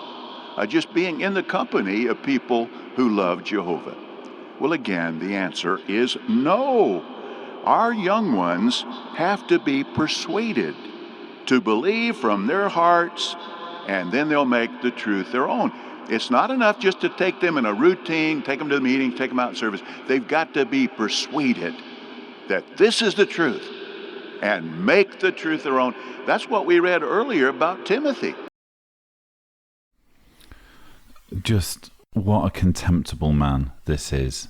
They need to be persuaded. It's not enough that you wheel them around in the preaching work and wheel them to the Kingdom Hall as babies, to sit in a windowless room for hours on end, absorbing the drone of indoctrination coming from the platform. No. They need to be persuaded. It's not like they have a choice in the matter. They can't decide for themselves whether they want to be in this religion or not. No, you're going to persuade them that they are going to love Jehovah, because loving Jehovah, unlike most forms of love that you might think of, because usually love is optional, no, they have to love Jehovah. In fact, this is your supreme goal, your ultimate goal, your priceless goal. Those were all words he used. Your supreme goal as a parent. I'm sorry, Stephen, A parent's supreme goal is to love and nurture their child and to prepare them for life on this planet so that they can get by, so that they can lead a happy, fulfilled life for their benefit, not for the parent's benefit, not so the parent gets to milk off them or in any way benefit from them when they're old. No, a parent's duty is to raise a child so that they can enjoy the rare window of life that they get on this planet. But according to you, the goal of a parent is to make them love your organization, to love Jehovah, which we all know means loving Jehovah's organization, of which you are one of the 8 leaders. How contemptible to use your position, to use your opportunity at this convention, which you shouldn't have been given in the case of this talk. How dare you presume to lecture thousands of parents on how they should raise their children, but to use this opportunity in the predictable way that you have done and try and persuade parents to hijack the childhoods of their children and manipulate them and mold them into your followers. It's contemptible. Or what about food, how tasty it is? I mean, it could be boring, monotonous to fuel our bodies, just like putting gas in a car. You could do it, but you might not enjoy it at all, see, but it would serve a purpose. But Jehovah's made it so enjoyable, hasn't it? In fact, there are, according to some estimates, 7,500 varieties of apples. Now, maybe you've tried a dozen different kinds, but 7,500. If you sample one apple every day, take you 20 years to sample all the varieties of apples grown on the earth. See, help our young ones to appreciate, look at this love Jehovah is showing to us, see. Thank you, Stephen. If you're watching this, I don't think you will be watching this, but thank you for showing thousands of people at this convention, and indeed anyone who ends up watching this who's a Jehovah's Witness. Thank you for showing everyone how thick you are and how ignorant you are. You've just been talking about manipulating children and indoctrinating them to believe in Jehovah by pointing to human taste and the fact that humans don't just need to take in fuel like some kind of goop that's tasteless. Instead, there's all of these different flavors that humans can enjoy. And as your example of this, you point to the fact that there are 7,500 varieties of apple. You don't know, apparently, that the reason why there are 7,500 varieties of apple is because these have been cultivated by humans. But here's a sobering question. What if your child's love for Jehovah begins to cool off, despite your sincere efforts to help them? Well, that could be disturbing, but let's notice how a father attempts to help his young one, his son, whose desire to go to meetings has cooled off. Look at the video.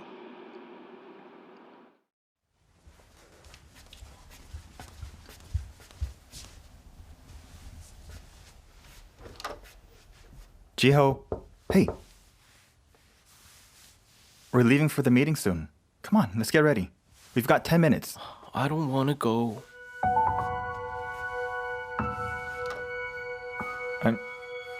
I'm sorry. What was that? I don't want to go. What does Jehovah want you to do?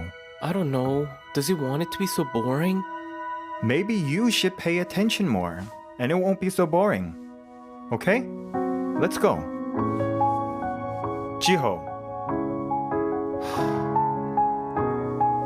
You're in my house, so you do what we all do, right? Tonight, we're going to the meeting. Now come on.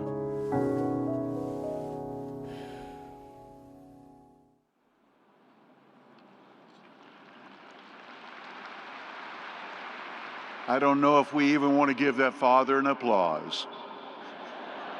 He didn't do too good, did he?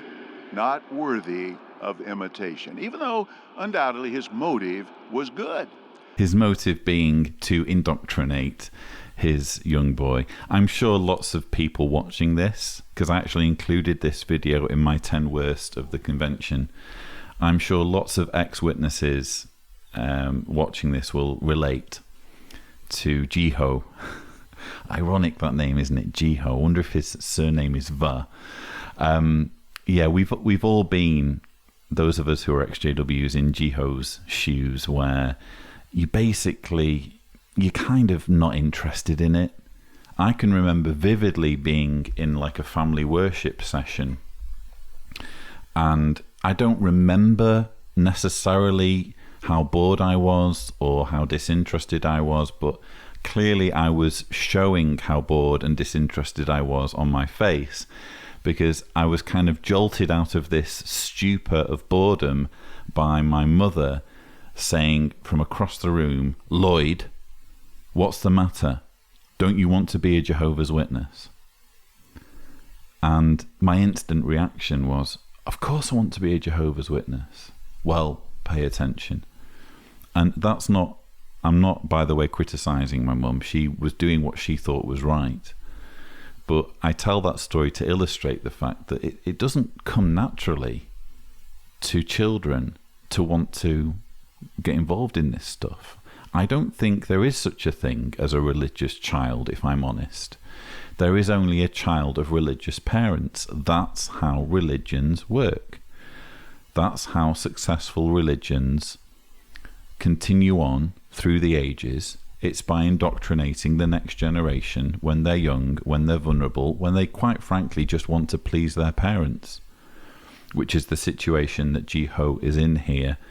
And what they've done in this convention is they've shown how not to deal with Jehovah and then how to deal with him correctly.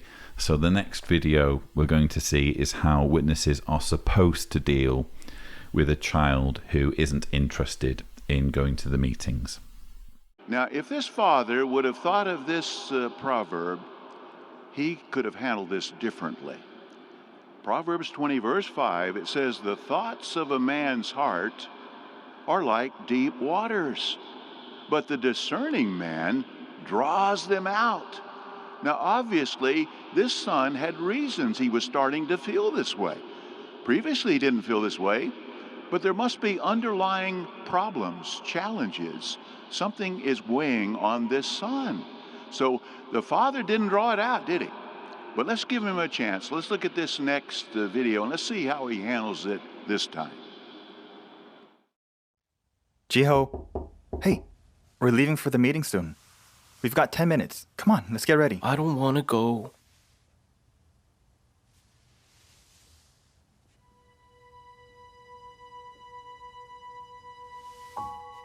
Jiho, did you say that you don't want to go? Can you tell me why? It's boring. Ah, well, it is a lot of sitting. But you didn't always feel this way, did you? No. So, what changed? Do your friends think it's boring? What friends? Oh, I see. Jiho, I want to hear more about this tonight when we get home. Let's ask Jehovah for help, and then let's get ready.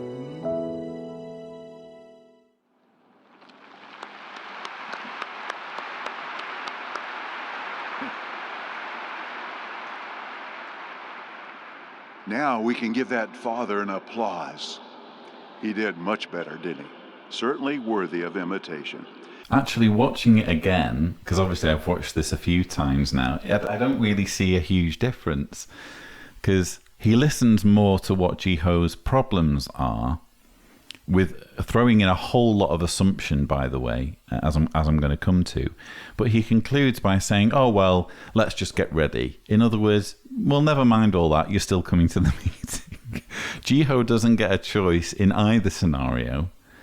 It's just assumed that by asking Jehovah a few questions, suddenly his attitude towards the meeting has changed. But as I pointed out in my 10 worst videos video, what we see here is a failure on the part of Watchtower's writing department to actually envision a reasonable reason why a young person wouldn't want to go to the meetings, namely the fact that it's a load of BS. And children, I think, can pick up on that, or at least some children can. As far as the writers are concerned, it must be something else. It can't simply be that the boy doesn't believe or isn't convinced that this is something that he should be getting involved in. No, it must be to do with the fact that he doesn't have enough friends in the congregation, and that's the real reason why he's saying that it's boring, because he doesn't have enough friends. So if we can fix that problem, suddenly the meetings will be more interesting, which probably to some extent is true, because the meetings are more enjoyable when there are friends there that you look forward to seeing. And let's be honest, when you're a Jehovah's Witness child, the only friends you're really allowed to have are Jehovah's Witness friends. So meetings are an opportunity to see them. It's not necessarily about the instruction from the platform, it's about being with your mates. So for me, even though these videos are quite triggering, I'm sure many of you will have found them triggering who have been ex-witnesses, the most interesting thing is just how unrealistic these videos are, because they've clearly been put together by a writing department that, because they themselves are so indoctrinated and so deluded and so deeply entrenched in the organization, they have no imagination and simply cannot envision any reason why someone would legitimately lose interest in the religion. So, dear parents, please use what Jehovah provides you to continue to teach your children to show love for others, and especially wholehearted love for Jehovah. And may Jehovah keep you, dear parents, and your dear children. May he keep you all in his loving arms for all eternity. Thank goodness that's over. This does in fact draw to a conclusion the Saturday of the convention. That was the end of the final talk. What more can I say? He's just shown everyone how deluded and opinionated and ignorant he is. From ascribing the 7,500 varieties of apple to God, when that's not where they come from, to his rant about children not being inherently loving and being inherently selfish and having to learn to be loving, to his bizarre thoughts on children being freeloaders and learning and parents modeling their parenting on developing countries where children are less likely to play and just enjoy their childhood and more likely to be contributors who sort out the laundry and clean the car or do work. As long as they're doing work, then they're being contributors, and then they can probably aspire to being Yangwans. Oh, it's chilling to think that 8.5 million Jehovah's Witnesses hinge their lives on the wisdom of a man like this. Well, we've seen just how deep his wisdom goes, and how arrogant, again, for him to presume to tell thousands of parents in the audience how to raise their children when he has no experience in that regard. But before I start repeating myself, let's leave it there. I hope you have enjoyed my thoughts on the Saturday of the Love Never Fails 2019 Convention of Jehovah's Witnesses. I am going to get straight on with preparing my thoughts on the Sunday of the convention. I do, however, have some bonus material because there was so much to get through on the Saturday. I've decided to do a separate video just with a few more little gems from the Saturday of the convention that didn't make this kind of main rebuttal, but you still may find them interesting. So look out for that in the next day or so. And of course, the Sunday rebuttal will be with us soon. But I hope you have found that interesting. Don't forget to subscribe to the John Cedars channel for more videos. And as always, thank you for watching.